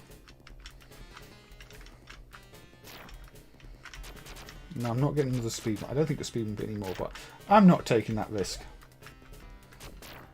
No, I think the problem is I'm alternating between different shot types rather than powering them up at the moment, because I'm not picking them up at the right time, because, you know, ride and shot power up mechanics probably in play here. I'm avoiding the S. Perfectly fast. Yeah, so I want to pick up when it's green. There we go. Very riding, although the colours aren't as obvious, which is why I was making a mess of picking them up before.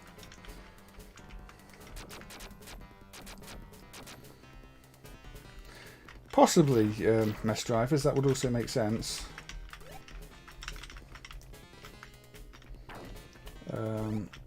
It does kind of have that more 8-bit NES feel to it, doesn't it? But, oh, what's that do? I don't know. I still don't know. But yes. Changed power up when I was trying to actually power it up. Now, it might be called Raiden 2, but I don't think it has any nice purple lasers. In fact, should we rename it Raiden 2? Maybe the name we've got in name is just... yeah, now I'm too fast. I picked up an S. That was a bad idea. If the actual proper translation is Raiden 2, maybe it needs renaming from Thunderbolt 2. I don't know. But then if it was sold as Thunderbolt 2 in English, it's a tricky one. Yeah, I think there are some NES games that do that the same update thing, like you say. Bomb spam. Bomb spam. Let me get past the boss at least. There we go.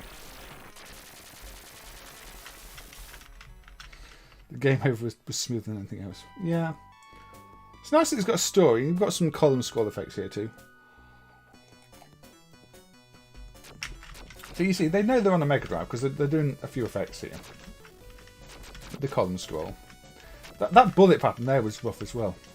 That animated like the bosses. You don't want bullets animating at that rate. So yeah, some poor design decisions. Level 1 on the power now.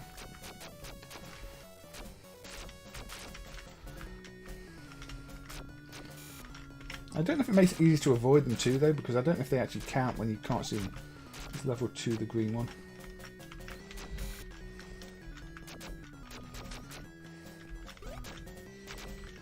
But, I think this is definitely an overlooked Mega Drive game.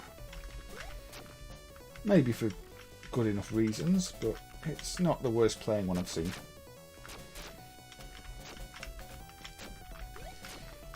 I have another Mega Drive game on the list that personally I feel is worse.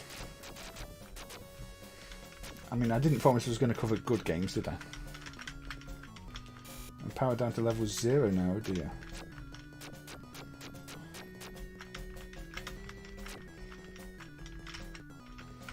Yeah, these attack patterns, they're quite standard wavy ones. Again, picked up at the wrong time.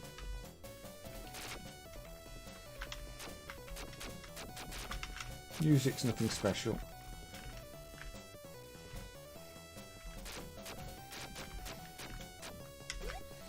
Power up this one because it's the one I've got. Instantly powers down again. I think it must be if you get hit or near miss it powers down, I'm not sure. Or hit the enemy it powers down your shots, something like that.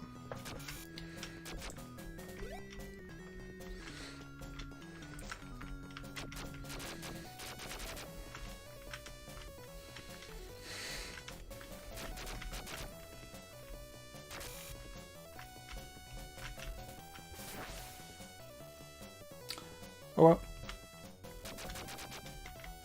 Let's see how far I get. I have a feeling I'm going to die now because I've lost most of my power-ups and struggling to avoid things. It doesn't seem to be the most difficult shooter, so if you've not played many shooters before, it might be a good one to start with. Oh, I've got the high score. I've got the high score, and now the high score updates in real time. Yeah, unfortunately.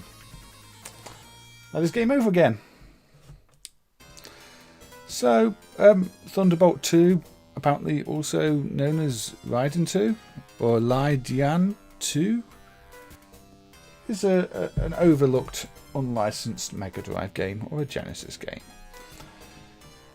It's not somehow fantastically amazing, must play before you go to the grave type thing, but if you've not played it, then yeah, I wonder if Sun Green is in any way related to Sun Mixing, or Sun, who did some other things like Mission Craft. Oh, you can get a demo of the second level. I didn't even have to get there to show it. But yeah, it's playable, it's enjoyable. I wouldn't say avoid it. So, where shall we go next? Let's go with a good arcade game. Let's go with Hyperduel from Technosoft. Now, this is one of the games that was on the Saturn. I think if Blast Winds exists as an arcade game, it would probably run on the same hardware as this, because this seems to be their Saturn level tech in terms of their shooters. It doesn't do all the rotation like the Saturn, but it feels like the type of tech they would port to the Saturn, and Blast Wind on the Saturn, which unfortunately does not run in MAME, feels on a similar tech level. But this is Hyperduel. I'll let the attract a little bit. It's got nice fancy raster effects going on to do scrolling on the clouds.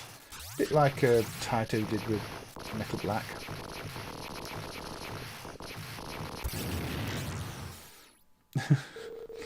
Yes, must play before you go to the grave, Mick. There aren't many games like that, really, are there?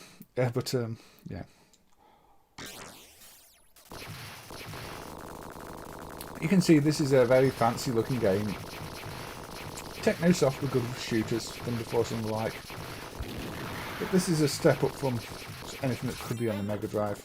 I think. More colourful at least, more action.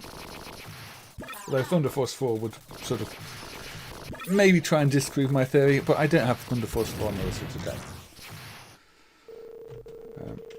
Let's coin roll. So, ship. You've got your transformation between your mech and your ship. You can also die very quickly if you don't play properly. Let's just play it a bit more.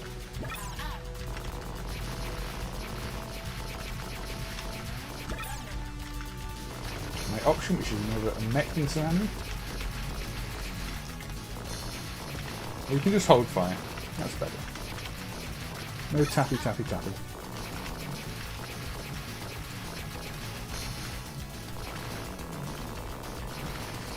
This is one of those, to me at least, must-play arcade games. Or if you get it on the Saturn, obviously on the Saturn.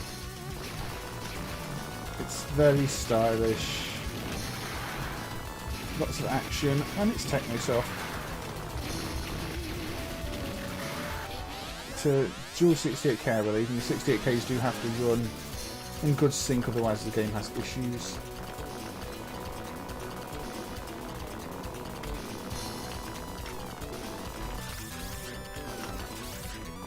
The big ship. There we go. Very Saturn-like boss with the rotation on the arms. Can't remember if the hardware does sprite scaling actually.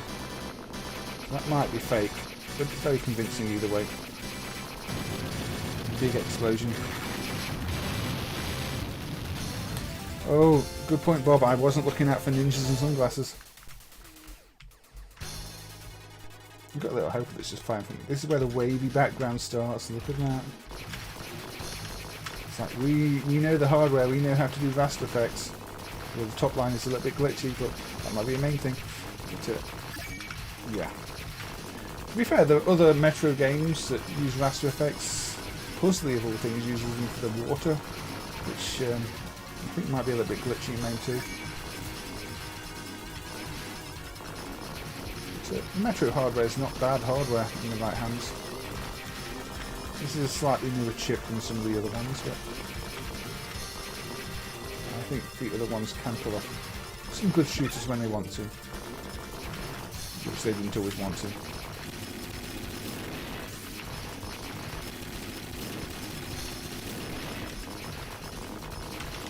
Trying to concentrate. Failing to concentrate. Slowly this attack. So holding down this, basically if you hold down the second fire button, it fires from your neck. Hold down the first fire button, it fires from your ship. And I don't think the other buttons do anything.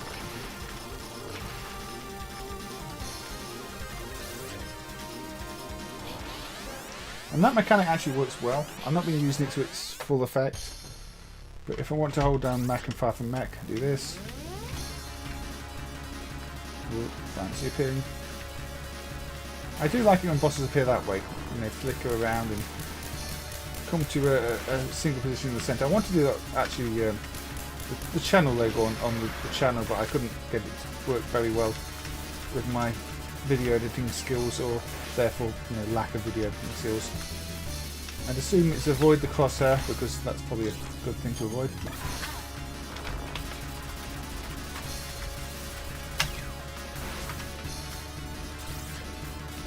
Now I don't necessarily understand what all the power-ups are, because it feels like there should be a bomb and collecting B, but that charges the bar at the bottom.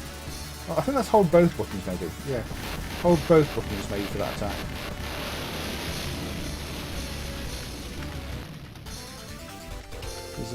Oh, it's got a third button. That's interesting. Doesn't seem to be doing anything. I'm not sure. It's been a while since I played this extensively.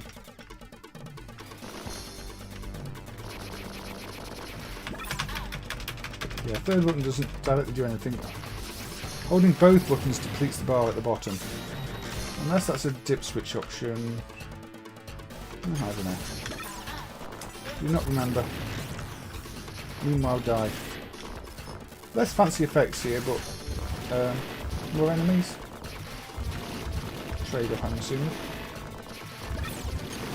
Again, the power-ups change depending and over time, so wait to pick them up if you don't want them.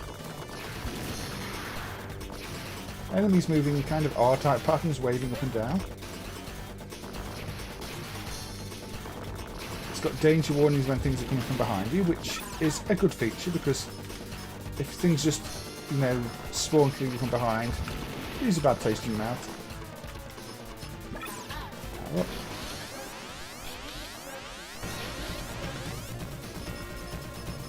Yeah, to me it reminds me a bit of DataWest Ryga, but if Ryga was a more traditional shooter. But then we've got, because that's got mechs, but that's build your own mech. The transformation feature was found in some other games, but this just puts them all together really well. I'm not necessarily good at it. I do wonder if this was designed first for the Saturn or first for the arcade. But either way, the arcade version does hold up really well.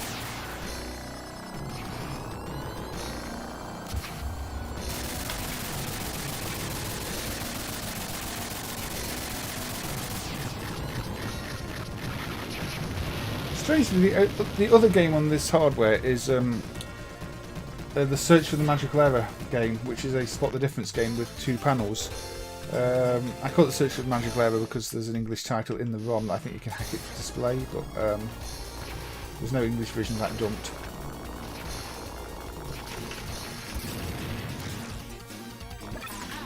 Yeah, in terms of, I'd say if we're talking IREM tech levels, this is probably the same tech level as Fire Barrel, Air Assault, bit above R-Type Rio. Let's put another credit in.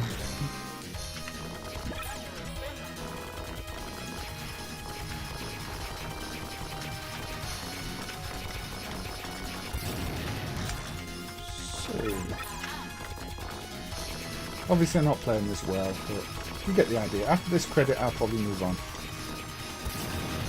Bob, when do I play a game and not make it look like a credit muncher? I don't think any game is a credit muncher just because you see me play it. I am the credit muncher. I just disguise myself as arcade games that I'm playing. You know, you give me the coins and I'll probably start swallowing them. That's why people keep coins away from me. But anyway, yeah, Hyperduel by Technosoft on Metro type hardware. An impressive one. An impressive one. Again, this is in the All Killer list, so people are probably quite aware of it from there. But if you're not following those lists, either you might not have seen it. And again, this isn't the April theme. This is the alternating between arcade games and computer/console game stream. The Multisystem month of May. So that was Hyperduel. Now the next game has, well, nothing in common apart from being a horizontal shooter. But it's a game that I feature. We're going for FM Town's Marty, which apparently doesn't work, but really does work for most games. I don't know, Bob. Give it a try and see how many of your credits it munches. Nice spinning CD there. Now, DataWest, not Data East.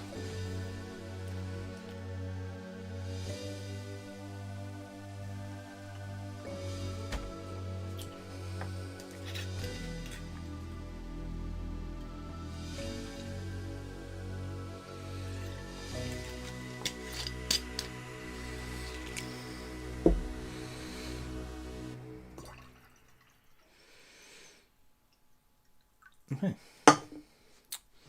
Gonna get a game out of this.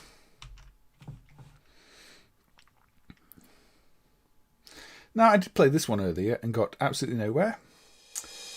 But yes, this is Rayxanber by DataWest from 1990. Destroy the guard device. Bow gay. Okay, so you've got your sort of move charge thing. The bar at the bottom determines how much you can do that. Except don't do it in the floor because that's silly. Yeah, this is a hard game. I might have just charged myself into the floor, but when I wasn't doing that, I wouldn't get much further. Now, you do only have two bullets on screen at once, which does make it harder, so you have to time your shots quite well. Like most Marty games, it does seem to have the slight scrolling issue at the edge in MAME. The palette fades look a bit ugly, but that might just be the game. I've not seen real hardware videos for this one. But I've already lost several lives and not gone anywhere. Not even going to power up yet. But, yeah, I don't know when you're really meant to use these things to move out the way, because it just seems to result in death. Look, it's a power up. Let's get power up. Yeah. And there we go. Game over. Shall I continue? I'll continue. Data North and Data Sud, or Data South even, Messenger. So yeah, I've kind of avoided playing this on other streams because, as RA9 says, it seems a little bit hard. So you're probably just going to see me repeat the same section multiple times and die multiple times. But you know, maybe that's what people are here to see. You don't seem to have any bomb attacks. You've just got this silly charge move and a shot. So I should really try and pick up the power, shouldn't I? Pardon me? But maybe I'm just going to avoid things. Avoid.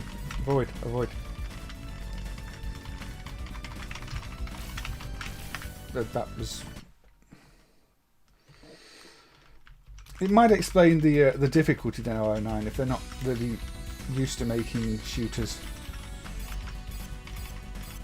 One of the developers that always surprises me is Hot B, because you know they made lots of adultish things like Playgirls for Taito, but then they've got some actually really decent NES games.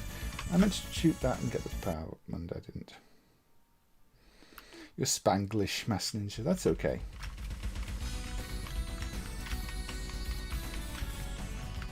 the PC is PC Engine is an interesting system in its own right, isn't it?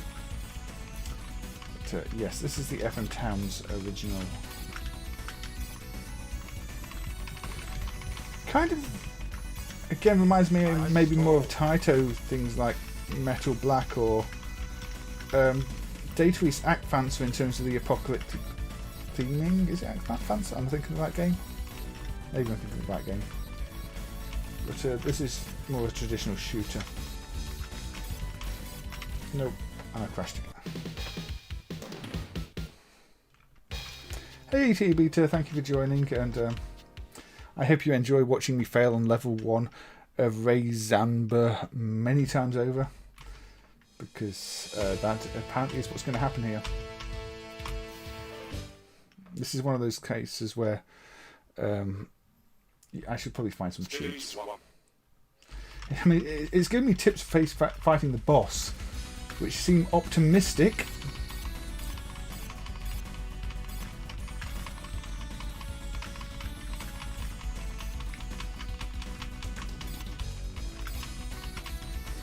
He is over there because... which game's that, Mess Drivers? I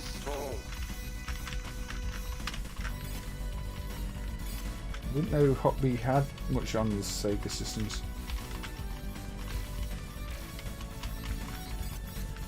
Hot B have also got Odd Prototype, QB-Bop, Location Test. Generally their games play like Korean games. No, I know that. Yeah, I know that tag. Let's avoid this time. Somehow I can't shoot a non-moving target.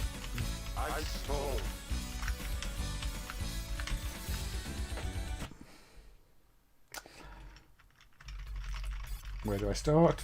Here, in trouble.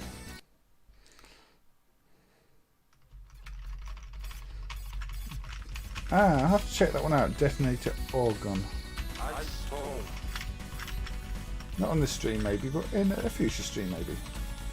I should do some publisher specific, developer specific streams at some point too.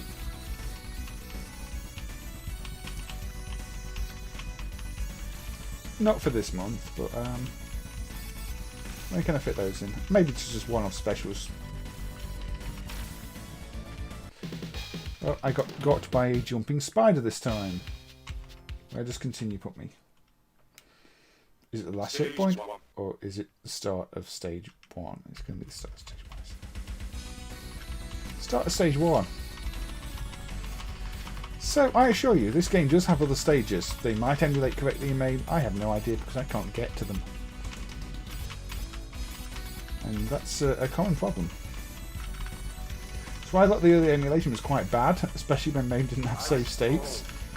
Sometimes we just couldn't get to the other stages, especially checkpointed shooters and the like. We often rely on people playing the games, like BGH's MAME Roulette, and going, this broke, and then us going, I'm fixing it.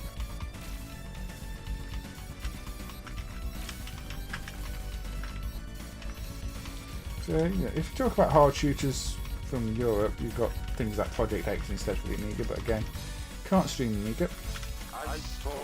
Which is a shame because I'd like to do a Pity or two, and or some of the Owl Agony, but none of them ran.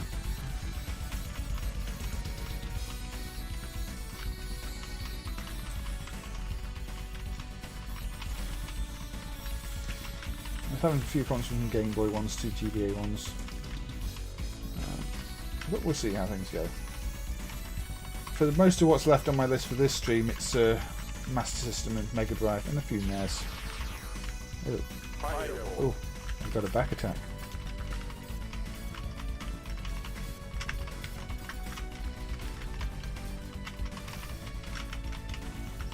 Don't like jumping spiders much.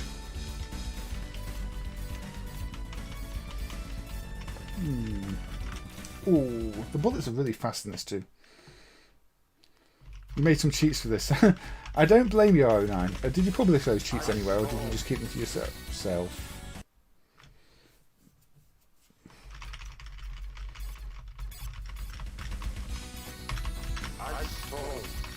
It seems like a decent game. It's just very difficult. Quite an R-type ship designs there. Again, spinning darts. The overall theme's not very R-type to me.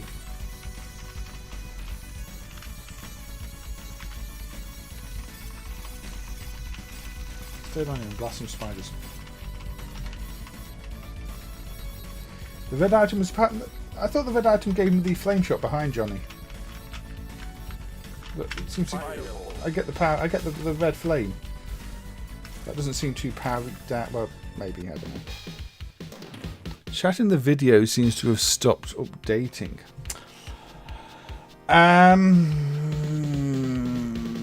Hold on. Anyway, I think that's enough for that game. Yes, it does appear to have stopped updating, doesn't it? Okay, let me try and fix that. Can I refresh that?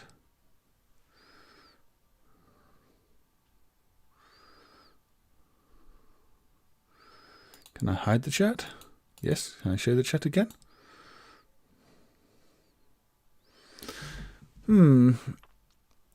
I don't know how to fix this if it's not going to fix.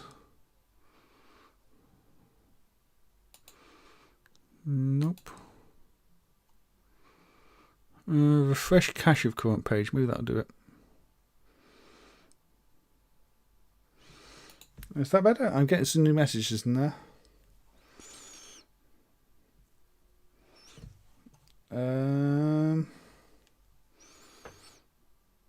The red items are power down.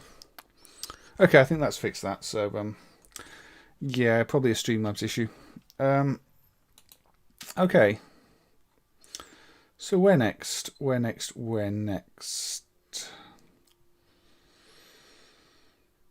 I'm kind of tempted to put some plug and play games on in a bit, but maybe not immediately. Maybe more towards the end.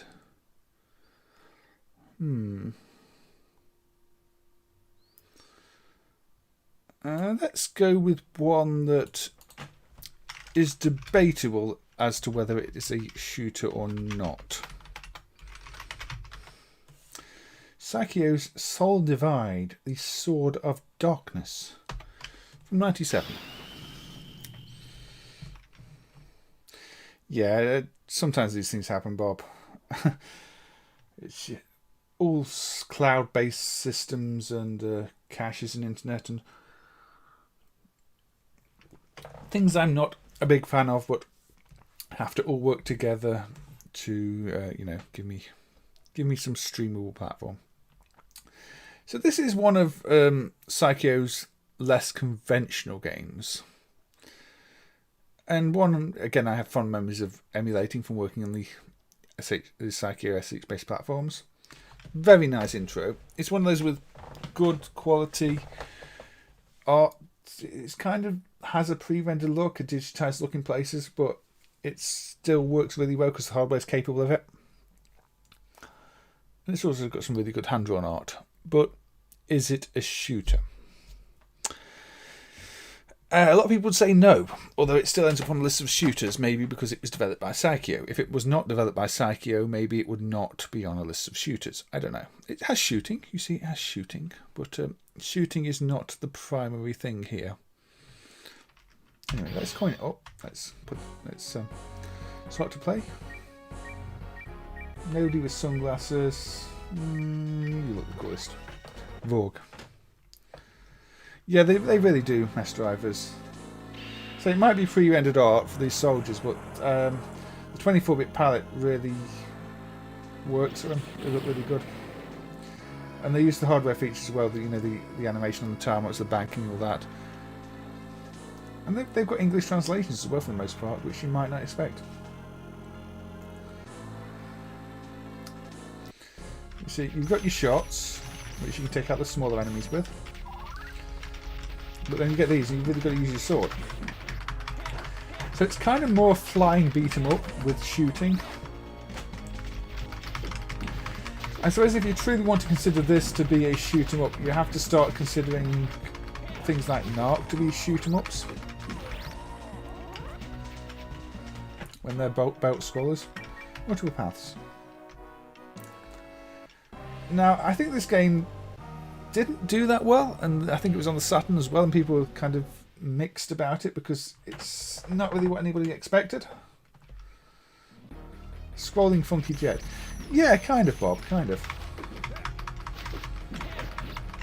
Though in this you do have shooting as well. It's about positioning yourself. It's a bit like, say, the DataWest Metal Clash 2. See, I'm not doing much shooting now. I'm mostly positioning myself and using the beat-up attacks. You are being shot at, though, like a shooter. You see the wizardy guy there. I'm not dead yet. There we go. You've also got your special weapons, which you can cycle through.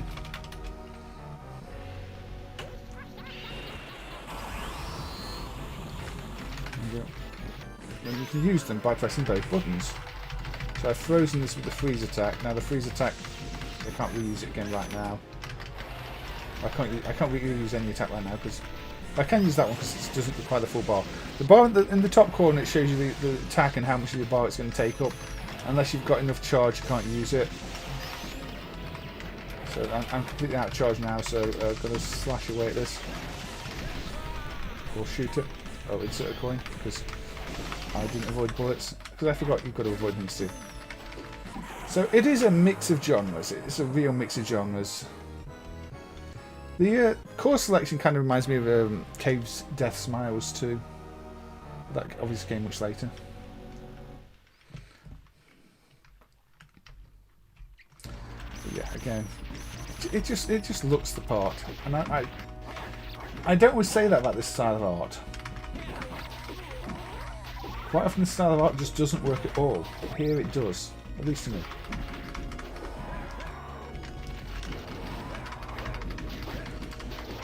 I have a feeling this is kind of what they were going for with Crystal System, Crystal the Kings. This style, although that doesn't pull it off quite as well, and that's a beat 'em up. An extra attack. I've got slow now, which I think slows down time. Probably slows down bullets.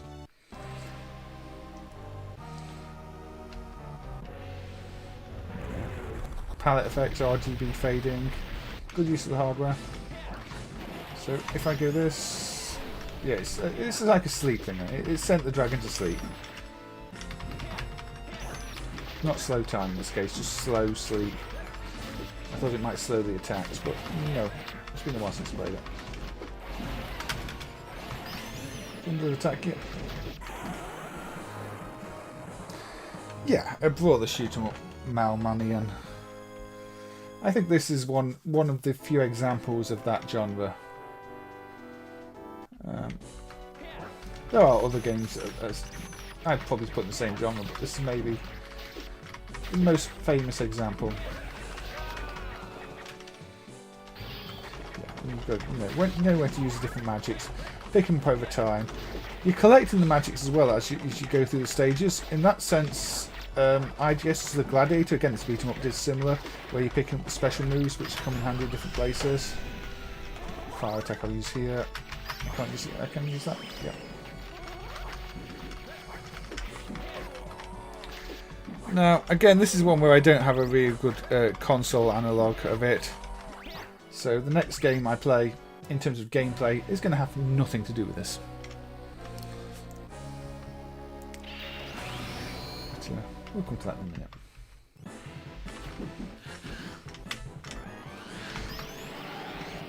See, that lightning attack was completely useless against the boss here. I guess it's not weak to lightning. A little weaker to fire. But now I've got to let things charge again. But in terms of, oddball games that don't quite fit in a genre, kind of reminds me of what Capcom tried to do with Red Earth Warzard. Again, it didn't really fit in the genre people were expecting, and so the reception of it was mixed at best. This is on Switch, Mitchell. Yeah, and somebody does own the Psikyo IP and have been using it a fair bit these days, I believe.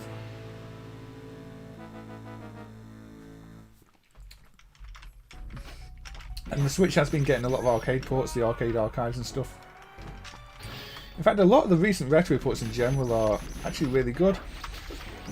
Kale was showing me a video of the Sega Mini Astro cabinet thing, and it's actually got better System 32 emulation than MAME. I don't know if it is done via hacks or if they've genuinely done a better job because they've got original documentation. But it gets the background colour right, it's got proper fading in places on Radmobile. Dark Edge doesn't have broken backgrounds. We have a full set of things now. Death, what does death do? Okay, that's pretty much insta-kill. I suppose it's called death, it uses your full bar. Makes sense. Some nice parallax going on here. Multi-layers.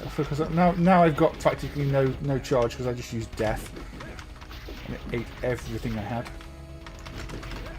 With the flying mushroom blob jellyfish spooky ghost things. That's officially what they're called in the man. No, it's not. It's not. I just made that. Will now fall to my sword. So I'm not really using the shooting feature though. So this is why I say I don't think it's a shoot 'em up because everything takes more shots. And look, how long would it take to kill this boss with shots? Maybe that's the mistake Psikyo made with this. I think maybe they should have emphasised the shooting more than just the popcorn enemies.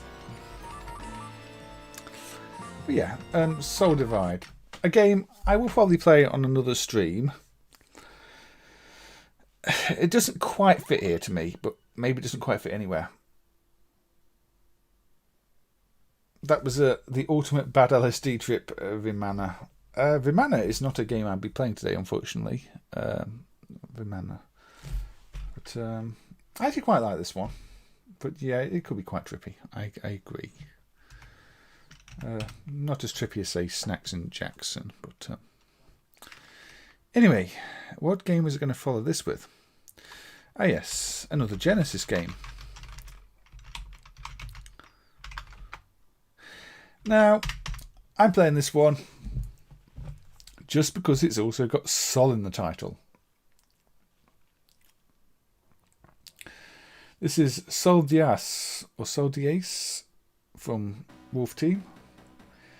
This also had a Sega CD release with a slightly different title, with better music and better sound effects, but it's the same game really. Bit of a story. You can let the story play if you want.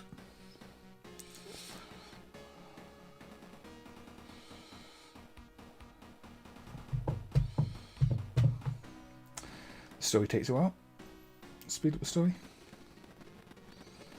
I could have read that one, it was so slow. But there we go.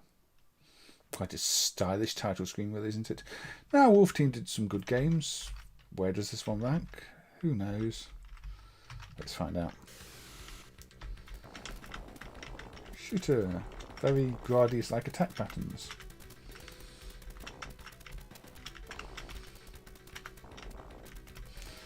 I think this is one of the lesser played Mega Drive shoot 'em ups.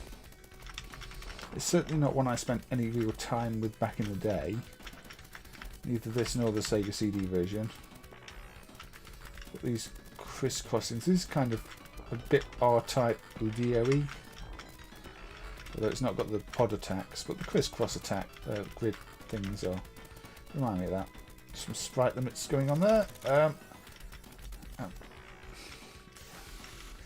I ended up on the wrong side of that, didn't I? Completely the wrong side of that. Oh, this is on the X68K2, is it? I was not aware of that R09. I'm going to guess the X68K version might actually be better than this then. Because this is presumably a port. And they're trying to do things the Mega Drive maybe not that good at. You know, I'm assuming on the CD version that rotation effect will be handled differently, but I've not really spent time with either. Also, I'm dying very quickly. Controls are a little bit slippy. Things like space junks appear to be indestructible.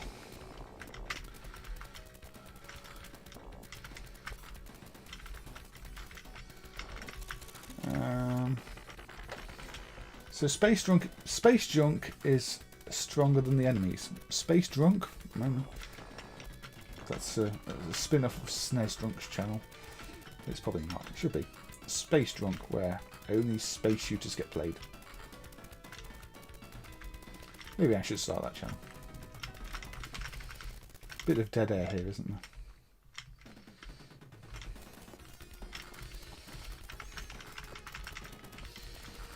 So this is in the foreground, look. So I can't crash into it, which is good. Blocks my view. Side-to-side enemies. Sort of the R-type influence, I would say. Again, things I can't destroy. Don't think the button. I think every button's fire, so nothing fancy going on here with the controls. Ooh, get away from me. They like the rotating limbs. Didn't they also go with this sort of effect on another game which had rotating limbs on your character, which was really bad? I can't remember the title of it. Didn't enjoy. Ernest Evans, I think, actually. Is that the one I'm thinking of? Didn't enjoy that one. Obviously, the Mega Drive doesn't naturally do rotations. Like I don't naturally do shooters.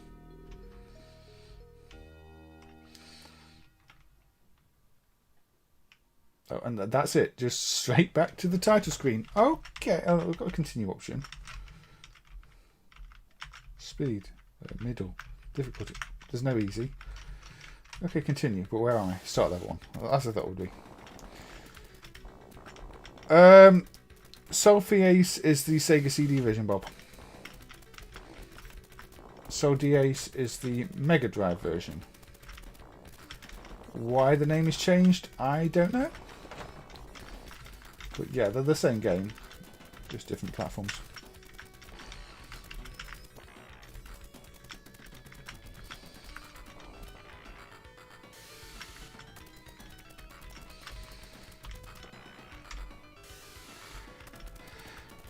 What? Off the top of my head, I can't remember. I know that Wolf Team do have some good games. Because I have played them, and I recognise the logo, and I do associate the logo with some good quality. But I would have to research it, as in type into Google list of Wolf Team games and look at the list and go, oh yeah, that's the one I liked. So option. What if I set speed low? Is this just my ship speed? Probably is, isn't it? Yeah, that's probably not going to help.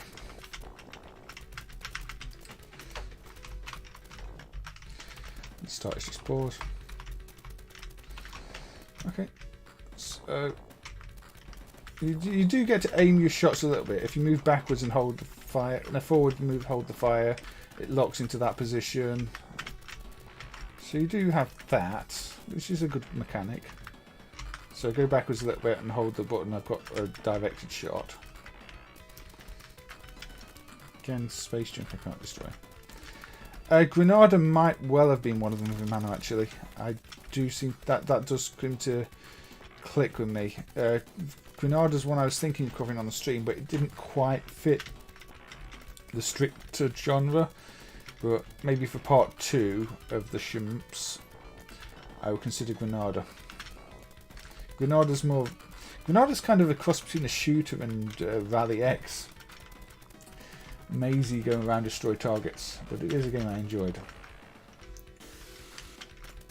I think you lose life so quickly. Wolf Team also did some beat 'em ups, which weren't too bad from what I remember.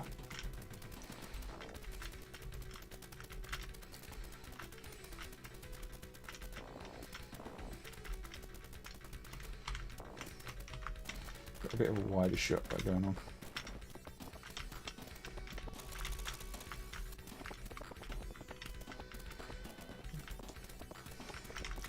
Yeah, I wonder why they renamed it then. Well,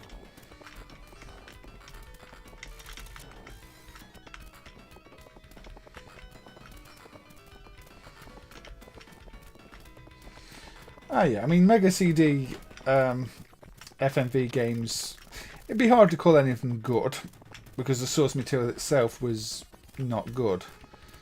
But I do seem to remember, as far as they go, Time Gal played fairly well. I think the flickering at the bottom of the screen here might be an emulation bug, Mega Drive emulation, but I'm not sure. It could be the game.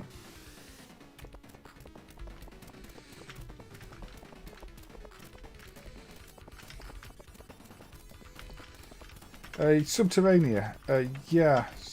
Subterranea, the same team as that did Red Zone. Red Zone's also really good.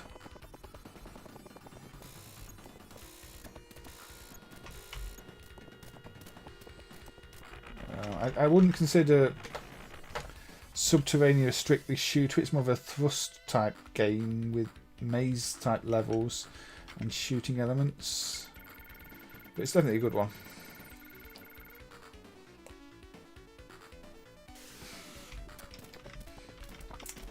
I wrote the Mega Drive emulation, Bob. I know it's not in the best shape. It was pretty good 15 years ago. It emulated the 3D effect in one of the Wonder Boy intros for the text scroller that nothing else did at the time. It emulated a bunch of bootleg games, pirate games, unlicensed games like that Thunderbolt 2 that nothing else did at the time.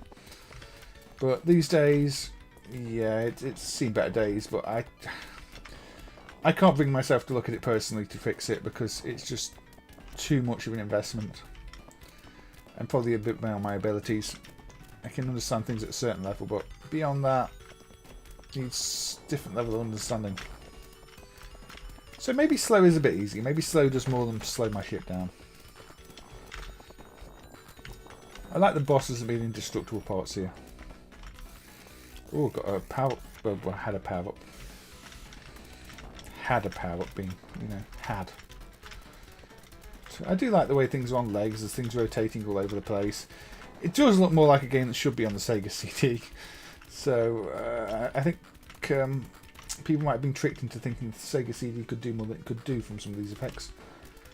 The rotation. But if you do it on the Mega Drive, again, Red Zone's got loads of rotation in a game that's not on any kind of CD platform. Red Zone's got that beautiful intro as well, just monochrome, but outlines of what's going on, really effective. But Subterranean itself, yeah, I definitely like that one. Don't know how I can fit it in one of these streams because, again, it's not that much of a shooter. I've seen it in shooter lists, but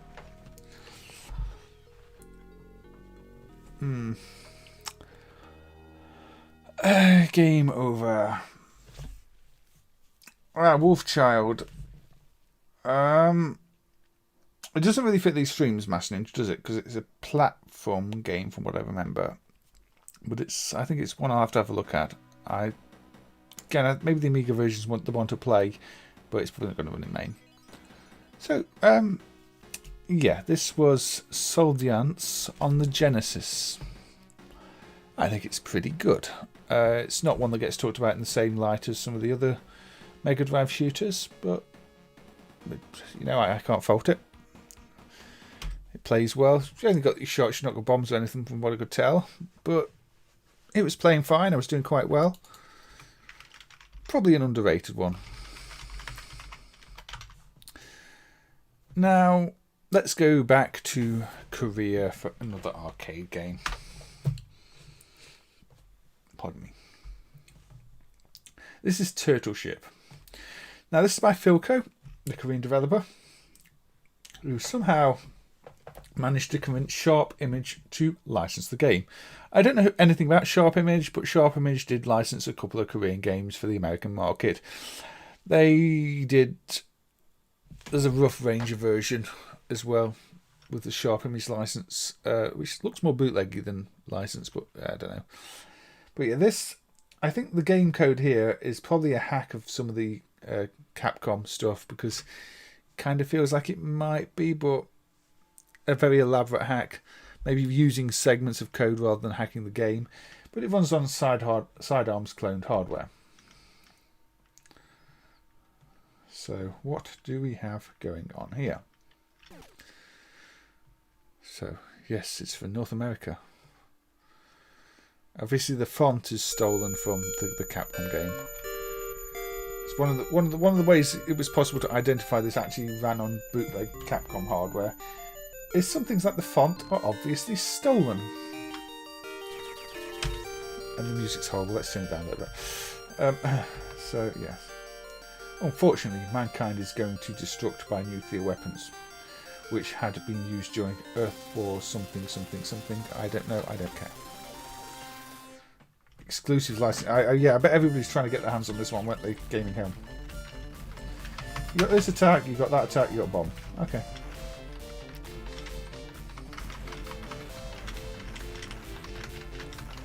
But yeah, it does feel kind of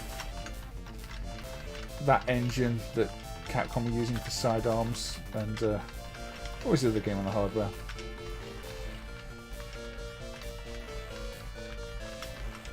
It's also not the only shooter Philco put out on this hardware. They also did Whiz, which, let's be fair, is about the same thing, but with a more standard aircraft theme rather than space shooter.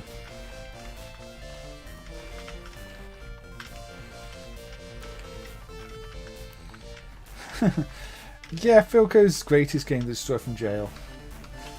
The Destroy from Jail is, it's like Narc done wrong in every possible way, but it's funny just because they clearly tried so hard, and it's got like golden tea adverts in the background on posters and all sorts of stuff, and seems to be incredibly rare. I have a feeling it probably cost Philco so much. It's probably why they stopped doing arcade games, or when, I don't know, did they go bankrupt?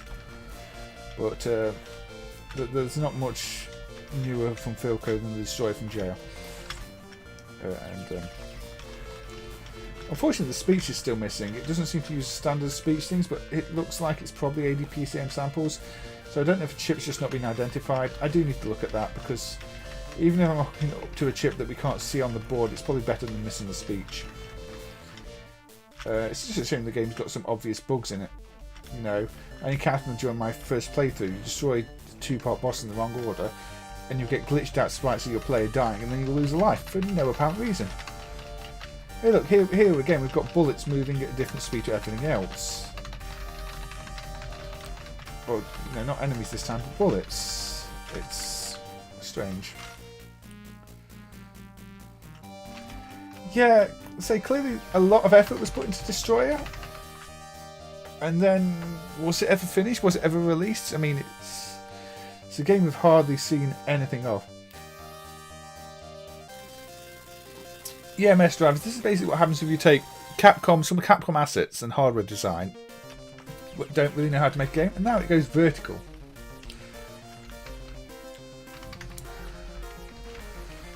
Because why not? Now we've gone full, you know, Salamander 2, swapping between horizontal and vertical. Although this was before Salamander 2, I believe.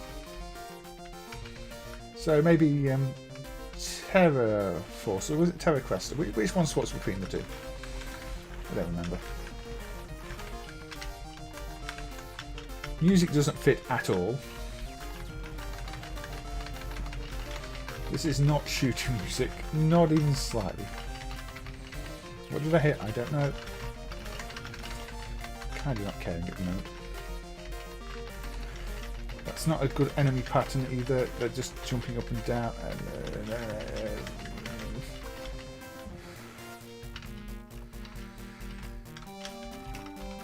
Yeah, I mean, if anything, I think Metal Slug 3 ended up doing it better than proper shooters.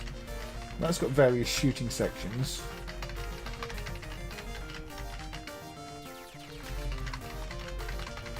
But horizontal and vertical shooters are very different beasts in how they play, and it's jarring to try and switch between them.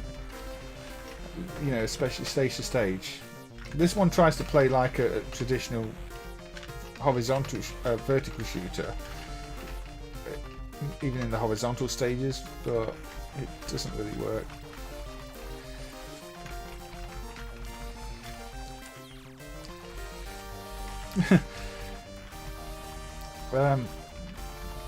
Yes, Cow, and welcome to the stream, Cow.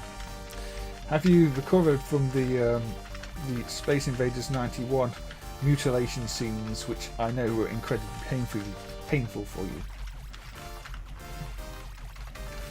Many ouches were observed.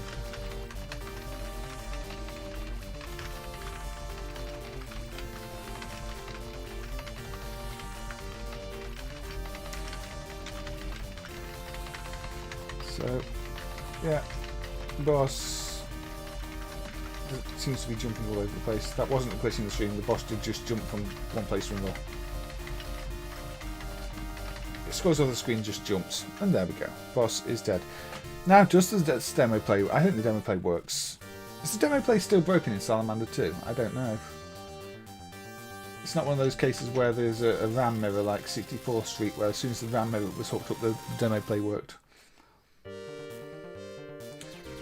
No crossover. This is pre-CPS1. This is sidearms type hardware. So this is Z80 based, not 68K. It's a predecessor in that sense to the hardware. I think it's still got like the higher screen resolution, the 384 pixels, like CPS had, which might be what's throwing you off or making you think it's like a CPS1 game. Because it is kind of a distinctive Capcom screen aspect that Capcom did like and used on CPS.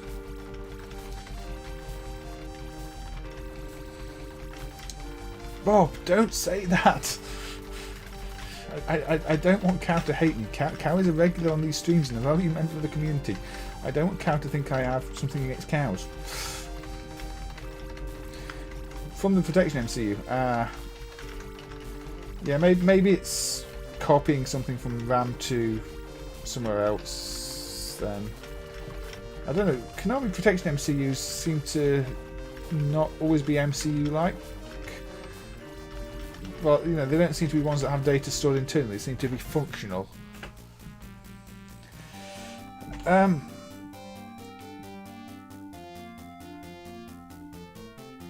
the Gaming Hell YouTube thing. A lot of Korean games are the same.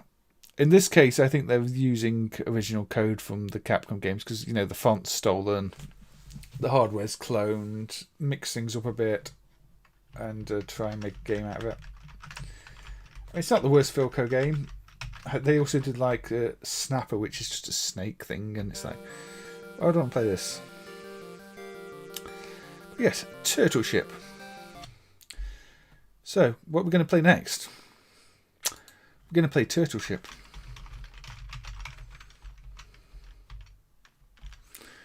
Not the same Turtle Ship, obviously, but we're going back to the Mega Drive for a game that I can't get the full details. Basically, this is Uzu Keobukseon, a Korean game, which translates to Turtle Ship. I don't know what it was with Korea and turtle ships, but this is also called Turtle Ship. Now, maybe the most noteworthy thing about this game is it was developed by Samsung. And yes, the same Samsung, that's Samsung's logo back then, I believe. The same Samsung that, you know, now make all the smartphones and home appliances and, you know, your TVs. But back in the day, they made this unlicensed Mega Drive game. Back in 1992. That's a very Fireshark-like graphic, isn't it? In fact, this looks very Firesharky, but let's play it. Don't know what that means. In 2020? Last year? You know, that year? Apparently there was no pandemic, but instead there were golden flying arcs that looked nothing like turtles.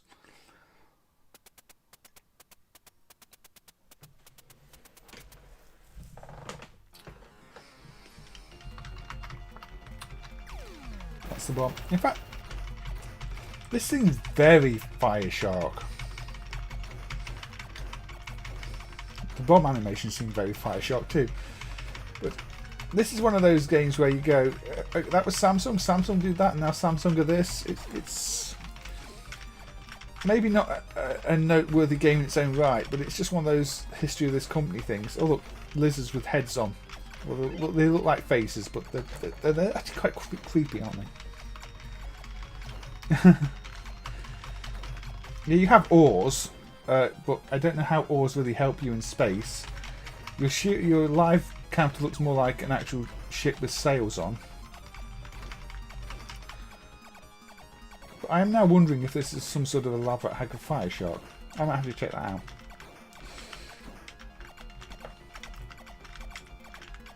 Yeah, it does look way too much like Fireshark, doesn't it? I might have to do a little quick code analysis to see if there's anything borrowed here. Or if it's just like, we looked at Fireshark, we like Fireshark, let's just make something that looks like Fireshark. The bombs really are. Boom. The sound. And I'm getting point blank just like I do in Fireshark 2, but that's just me being a very poor player. Now this one, unlike Thunderbolt 2, does appear on quite a lot of Mega Drive shooter lists, which is why I think the unlicensed games probably should. I mean, they did exist; they were sold commercially. Just because Sega didn't give you permission to sell something doesn't mean it didn't exist. Look at like some of the early EA games or Codemasters games. You're not going to exclude those from Mega Drive game lists just because they were unlicensed. It was just, some companies went that route because it made sense.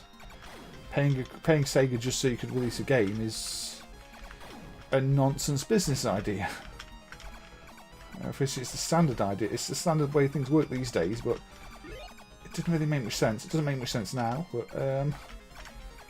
now it's accepted.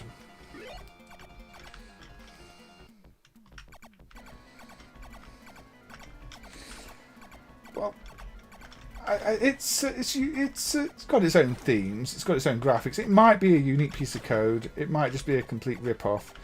But yeah, it's clear that they at least played Fireshark and then decided to make this. Aren't these screen transitions the same too? The box transitions. In fact, I'm probably going to put the Mega Drive version of Fireshark on after this. That's a strange checkpoint on the thing before it transitions to the boss. My gut feeling is it's probably not going to be Fireshark code. It's probably just going to be, an imitation of Fireshark. We like how they've done that. Let's copy it. But I will give you a bonus game of Fireshark on the Mega Drive after this.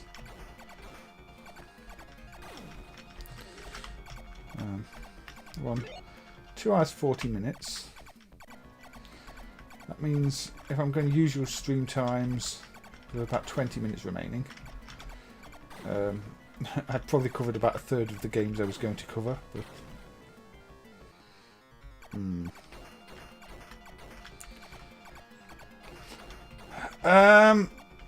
it depends how much of that percentage is blank data. Bob.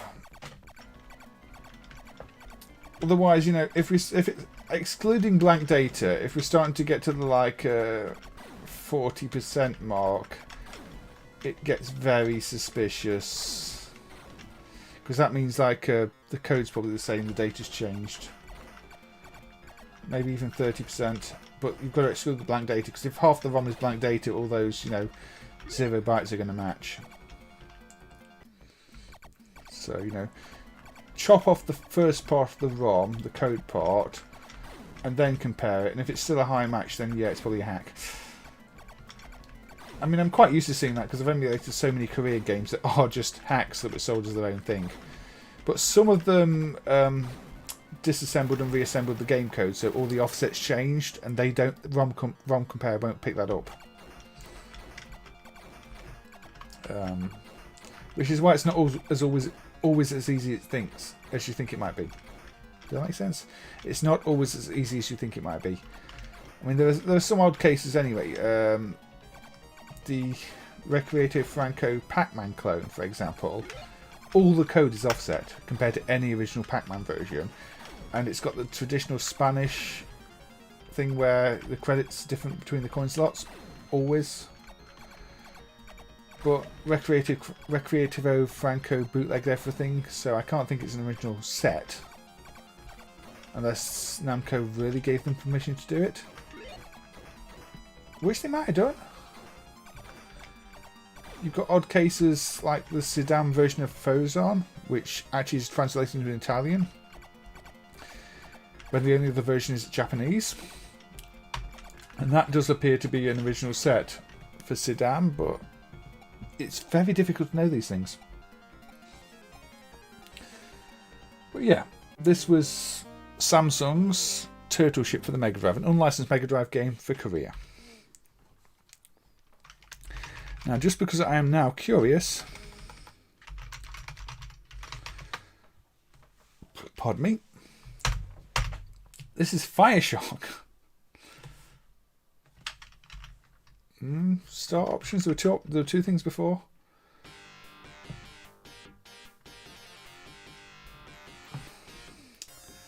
Your life counter and bombs counter look very similar.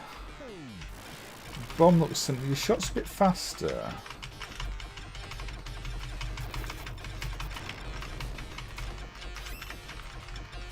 Power-ups don't move in quite the same way. Yeah, this actually has a better bomb sound effect than the arcade version too. Because we discussed on the stream before how bad the bomb sound effect on the Fireshark arcade is, but I found original videos and it's just as bad. I don't quite know what happened there. I'm just going to die now. So it's not the same screen transition effect. Yeah, I don't think they're going to be the same code. But there's clearly a strong case if I played that, I made this.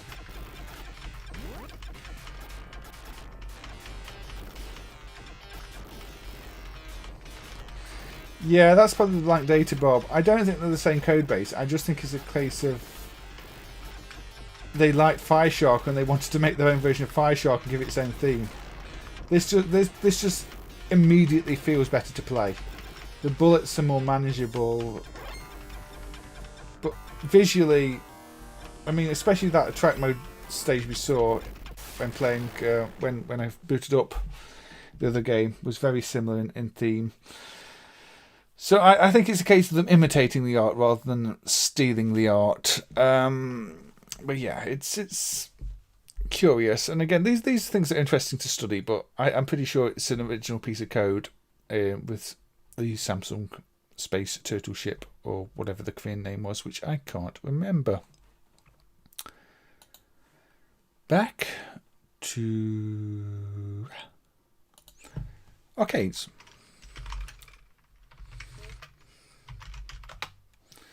Last Duel by Capcom. I believe this is the hardware type that LED Storm uses.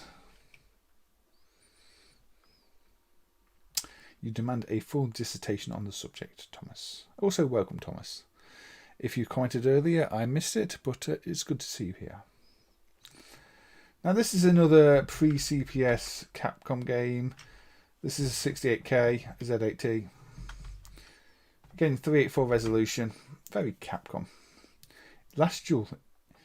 Interplanet War 2012. So, a good 9 years ago now this happened.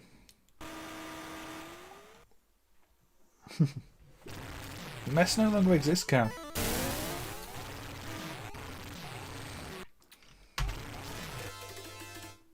You've been lurking. Well, that's good to know.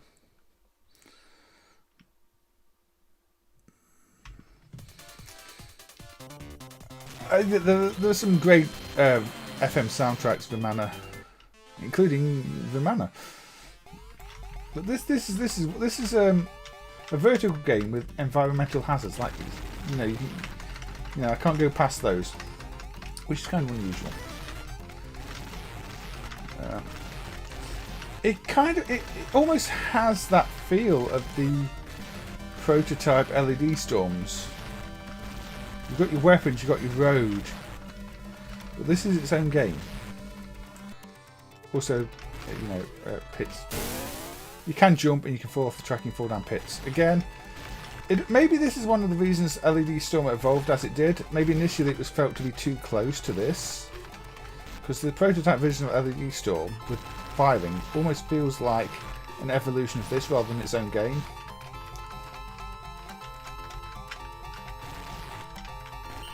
I'm sure that sounds very much like a more famous tune. You remember this from CNN? Yumi Haze. Yeah, maybe. Maybe, Bob. Although these days it is just MAME. I mean, everything I'm playing on the stream is available in MAME to play. The only thing you can't get, you know, is my amazing ability to die at every given hazard. Because that takes practice. Haze MD. That was the birthday stream, Thomas, where I played Indiana Jones. I still need to revisit that crate and see what I was doing wrong. There might be another stream of Indiana Jones where I actually complete Indiana Jones. Or possibly die even more often than I did it before. So last Duel, I don't really see anybody talk about this one. I think it's another one that sort of crosses genres. You want to play it like Bump and Jump because it's a vehicle. You can't play it like Bump and Jump. You've got speed control, but you're still avoiding a lot more than you're shooting. And then you jump into bullets. That indie dump is basically impossible to find, I think, Bob, unfortunately. I have a feeling if somebody was to actually enable it in the main soft lists, like somebody on the team, it might show up, because I think some people must have it other than me. But nobody on the team wants to do that, so it sort of sits there in limbo. Nothing I can do more than show off what there is of it so that it exists for historical record.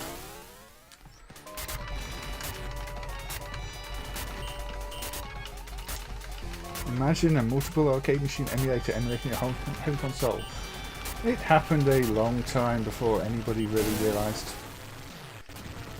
I mean, I've said before, when I was developing the C2 emulation, I initially added a lot of Mega Drive games just so I could verify emulation. Just makes sense, Cal. But yeah, a lot of people still don't really want to accept it, but it's been like that for 6 years now. As I said at the start of the stream, MAME and MES were officially merged 6 years ago, and how long was it doing UMA? It was probably a good few years before that, so it's not even a new idea anymore. Anyway, completed that stage. Again, that's a very LED stun-like vehicle before it transforms. But now we have more shooter, more traditional shooter-like. And these wavy pattern enemies. So I don't think this is a bad game. I think the driving stages, they could do with a bit more polish. This sort of reminds me of Nichibutsu's Armed Formation. I think it may be the organic theme as well here going on. They've got going on. You were not here at the beginning of the stream.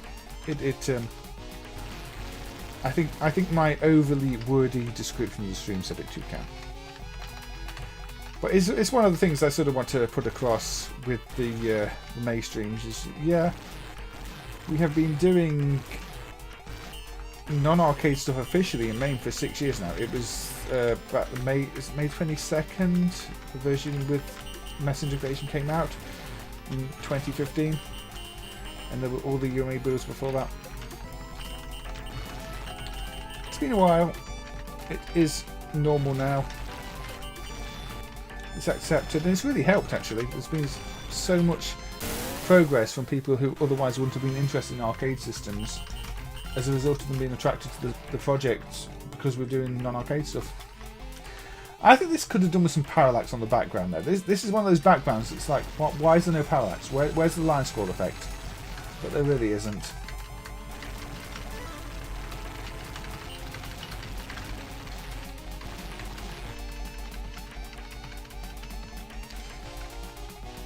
I don't know that much about the Intel 8254, Thomas, but I'm glad I'm glad you found it useful. And yeah, chip diagrams showing all the pins are very useful. Any other information? I do like it when MAME also puts the non-coded stuff in there to help people who don't maybe understand the code but can understand a simple diagram. I think it's important. It adds to what we have to offer. No M game stream. Didn't I already do one of those, Cal? Or several of those?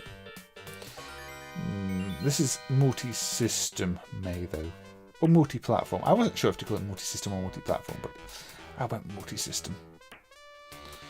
I don't like the word. It looks like it needs a hyphen or a capital on the S. It'll do. So, last duel. Now, let me have a look over my list of where I was going to go after last duel. Oh. We're going back to the Sega Master System. We're going back, indeed, to Sega's 8-bit console. The timer chip. Okay. What was your reason for studying that one, Thomas?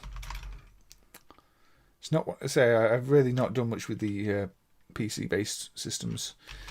It's something I should probably consider for another stream as well, but it's so much effort to actually get a PC system into a usable state in MAME. I think we still need some default formatted drives with DOS on. You know, we need PC drivers that you just load the driver, no soft list, nothing else, and it boots to Windows, it boots to DOS, and you go from there with a common configuration. It's just so much effort at the moment. It's annoying. Pardon me. Anyway, Master System. Line of Fire. Now, Line of Fire is a Sega arcade game. The Sega arcade game is one of their sprite scalers on the export. It's an into-the-screen light gun game.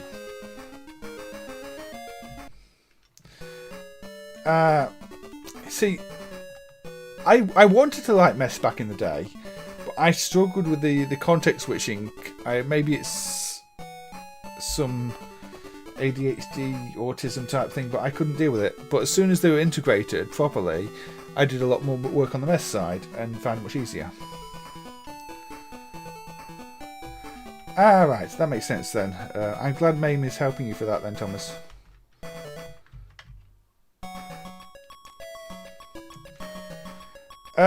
Yeah, Mick. That one was eventually removed because it never showed up. But that was in a different time when MAME had different policies. But yeah, the arcade version of this is a into-the-screen shooter. The Master System version is a shoot 'em up. Although you can only use that far up the screen, you can't go higher, you can't go further back. So it's almost like the arcade game going down the corridors in the base, but translated it into an overhead shooter. I think I picked it because it follows on from last duel in being vehicle-based. I think this will get overlooked, because if you're expecting a bad port of an into-the-screen shooter, you're not getting that here. You're getting a completely different game.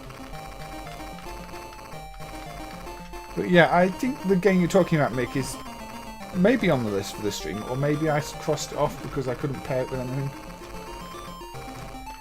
The problem is, these days, MAME policy is very different. Nobody wants to take the chance of something showing up or not showing up. And everybody wants full accountability and traceability on everything that gets added, and a lot of the people you encounter or work with or don't want to do that. They sort of want to submit stuff anonymously, and it doesn't work these days. Why won't you just die? There we go. So yeah, this is a significant departure from the arcade game. I mean, to be fair, the arcade game is not a good Sega game. It's not a good sprite scaler, it's a credit munching, frustrating, confusing light gun on rails shooter. Whereas this is a more traditional shooter with a bit too much slowdown for its own good in places, and also a very limited movement, but I'd still rather play this over the arcade. There we go, I actually got a missile off that time that hit the target.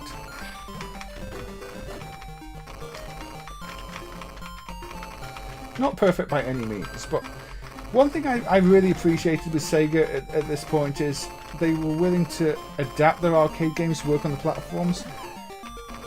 It happened with this, it happened with Air Rescue, which turned into more of a choplister type game, and Action Fighter, where the Master System version is just a more enjoyable game. I mean, the arcade Action Fighter is actually pretty good if you work out what you're doing. But so many people assume it's just an endless game that loops forever with no objective, whereas you're actually meant to collect all the map pieces and destroy the base, and then it loops properly. The Master System version is more just shoot what's in front of you, transform, and move on. But Sega were willing to realise that the hardware couldn't do the original game, so changed it. They're not line on fire, but maybe.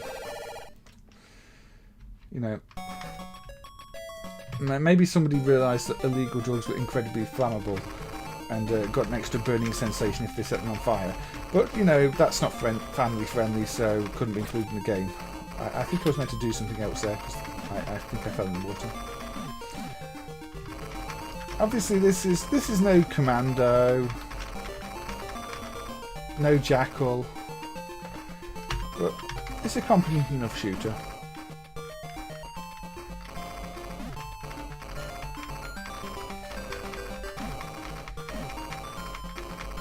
The shield did not work, no, eventually. I mean, it took its time. I think you take damage if you run people over. That is strange. It's like, look, I flash red when I run somebody over. I'm not sure that's how vehicle collisions work in games. Unless they're robots. I think I meant to do this, aren't I? So I jump over the water. There we go. Not just drive into the water. That makes more sense. Obviously, nothing like the arcade this. I have not played Light Force on the C64. I didn't have a C64 as a kid. I had a Spectrum and a CPC. C64 is something I've only experienced through one friend having one of them, and more recently, watching streamers. And I can acknowledge it as like a really good platform, but I just don't have knowledge on it at the moment. Like many Nintendo systems, I didn't have them, so my knowledge is being filled in later. Oh, Light Force was on the Amstrad too. Ah! Hold on, I might have played it then.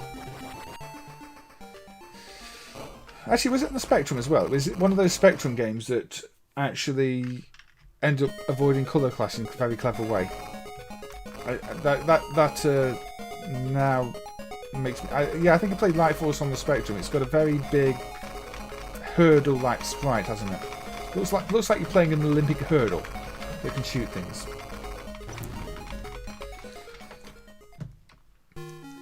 Where do I start with continue? Let's start the level, of course I did. Yeah, I wasn't keen on the player sprite if it's the one I'm thinking of. But I do remember it being a pretty good game. I just wasn't that much into shooters as a kid.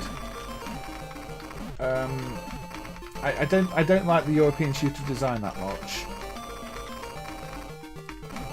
And so when the magazines were raving about Battle Squadron and Banshee on the Amiga, I was going, not enjoying these. I love Super Fantasy on the Mega Drive. And Hellfire, I think. Well, I never know if it's a Hellfire or Zero Wing. I know it was one of the two. So here you do control the missiles after you've launched them, actually, which is something to note. I'm going to follow button. I managed to avoid the helicopters. That's not what you want to do. I should really use the missiles more often. Actually hit things with them. Can you land on the choppers? I mean, I would generally not advise that. I mean, choppers, are they not just airborne food blenders for anything that happens to land on them? Seems an unwise thing to be doing, Thomas. Yeah, man, so many home, European home games, computer games were like that. The Amiga was terrible for it. You usually had to choose between music or sound effects, So you choose the music the first few times, then you realise the sound effects actually help you play the game and weren't just a repeating track. So there's probably a lot of Amiga games where I missed out on the later level soundtracks if they differed, because after playing the first level 20 times I realised I needed the sound effects, so turned just the sound effects on, and then never saw, I think this is a line fire, then never heard the music on the later stages. Unfortunately, I think those home systems could have done with a second sound chip, something for music, something for sound effects. And some Spectrum games did that. They used the beeper for the sound effects and the AY and the 128 models for the music, and I like that. But I guess the musicians wanted to use all the sound channels for the music, and then had to somehow integrate that with the programmers wanting to use sound effects. I don't know. I wasn't doing commercial development at the time. The jump fix up there with Nichibutsu's Mighty guy, aren't they, Bob? Where you could infinitely float above a rock.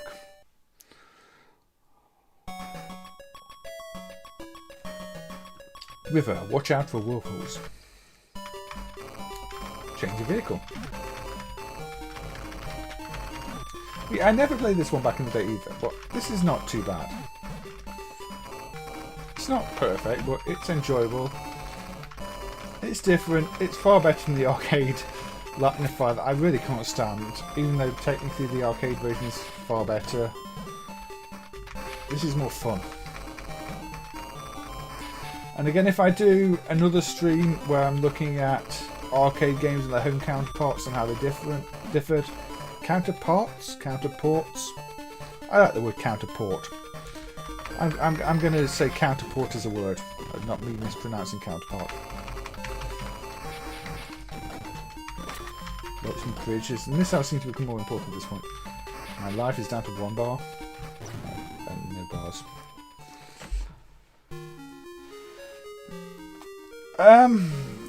Yeah, so I'm not so familiar with 64. I just know a lot of Amiga games force you to make that choice. You like the arcade version better, Adam. Fair enough. I mean, I like this version because it's more traditional. I really don't like the arcade line of fire. To me, it's sort of one of the weaker export games. But opinions, they're just that. So, we are over 3 hours.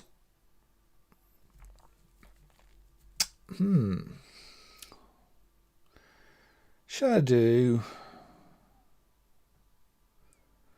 one more arcade game? No, let's just jump to the bonus content. Plug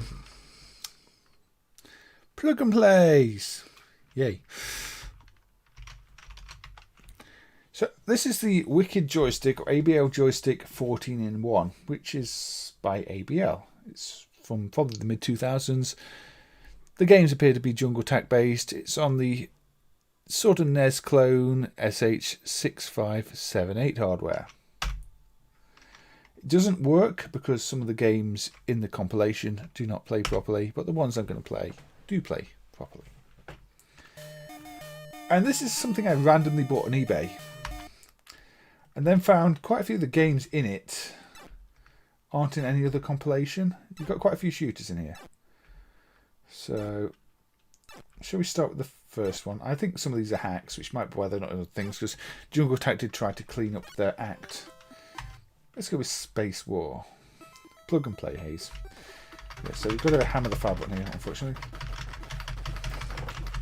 So this is a NES with more colourful tiles, better attribute control, different palette hardware. It's one of the earlier enhanced NES clones.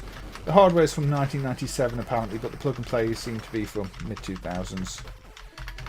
This is far better experience in an emulator than the original hardware, because the original joystick was awful, and also the original joystick I had just randomly corrupted the tiles because I think the RAM on it was failing. So I was quite glad when it turned out the ROM wasn't the problem. The ROM dumped fine, and it was clearly a problem just the hardware. Say probably the RAM failing or a loose connection somewhere in it, but either way we got a good dump from it. And so I got to see what these games were like.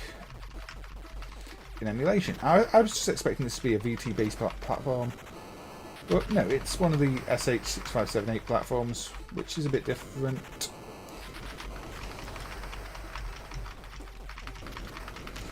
But yeah, this is going to be the last thing I look at in the stream. There was a ship from Subterranean. Was that on the logo? I mean, obviously these plug and play steal stuff from all over the place. Look, I lost already. I have done better than that before. Now, you can imagine how hard this is on a real hardware when the joystick basically doesn't work. So let's reset. ABL. Should we play High Tide? Oh, this is the Sky Destroyer one. This one is clearly a hack of Sky Destroyer, so let's not play that. Yeah, the title screens and previews are that is a balloon fight hack. If it wasn't clear, but futures. That's one of the more interesting games, but it requires more accurate DMA timing. I don't know if that's an original game or a hack, but it doesn't quite work in MAME yet. Shark, Bees Attack, Frontier 5. I think it's a shooter.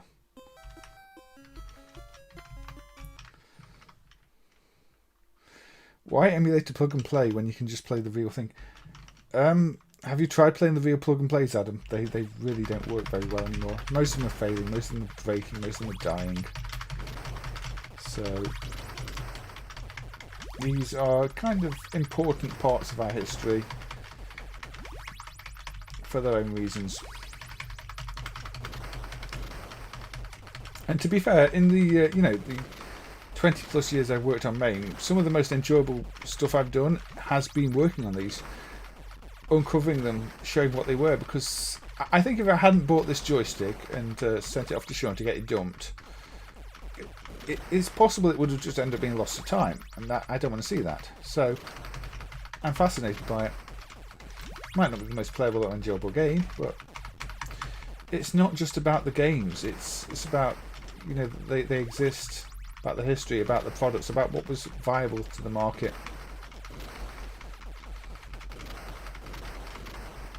Just on the title screen.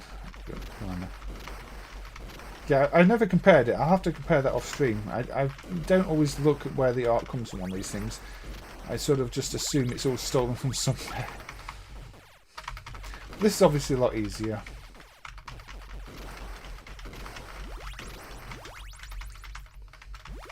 But yeah, this might be marked as not working, but most of the games in it are playable. Just a few of them aren't. But, I won't say I'm a perfectionist, but I'll set a bar where every game must be playable without obvious issues before I mark something as working. Or maybe if one game in a 25 game isn't, it's okay, but one game in a 14 game, I'd rather mark it's not working until I fix it. I was playing Xexex earlier. I'm not a big fan of Xexex, Adam.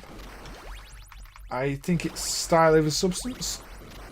It's a really good looking game, but I've never enjoyed it. Never felt compelled to develop my skills at it. I'd rather play a Gradius Nemesis. I say I love the effects, I just don't find it fun. So let's kill you off. There we go. Little boss defeated. 2 more bosses spawn. This exact same boss pattern is in quite a few of these games, so it's clear they're sort of hacks of each other. But there we go. And a fade. Was it crashed? No, it's not crashed. It's just a really ugly fade. Who played a lot of Game & Watch together? I think I've lost some of the conversation here.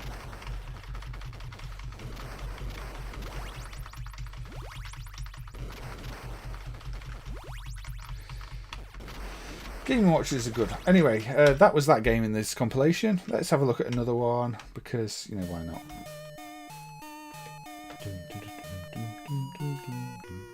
Again, Adam, everybody can feel different ways about games. Xexex just doesn't do it for me.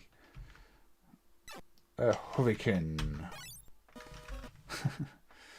This is going to be the same as one of the other games, but you know. Oh, look at that! Look at that dead bus. Oh, now we've got a helicopter.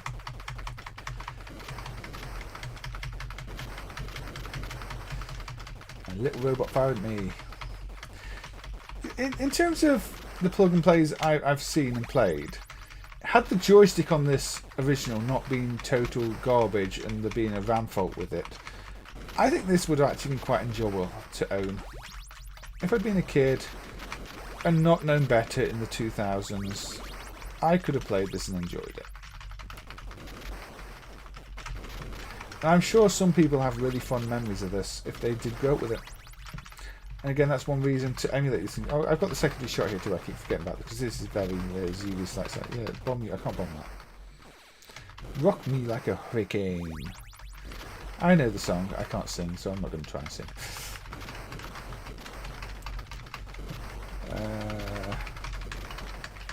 If you want singing of random things we point out, go to King Justice's channel. He is very good at just blurting out songs. I've never been good at that.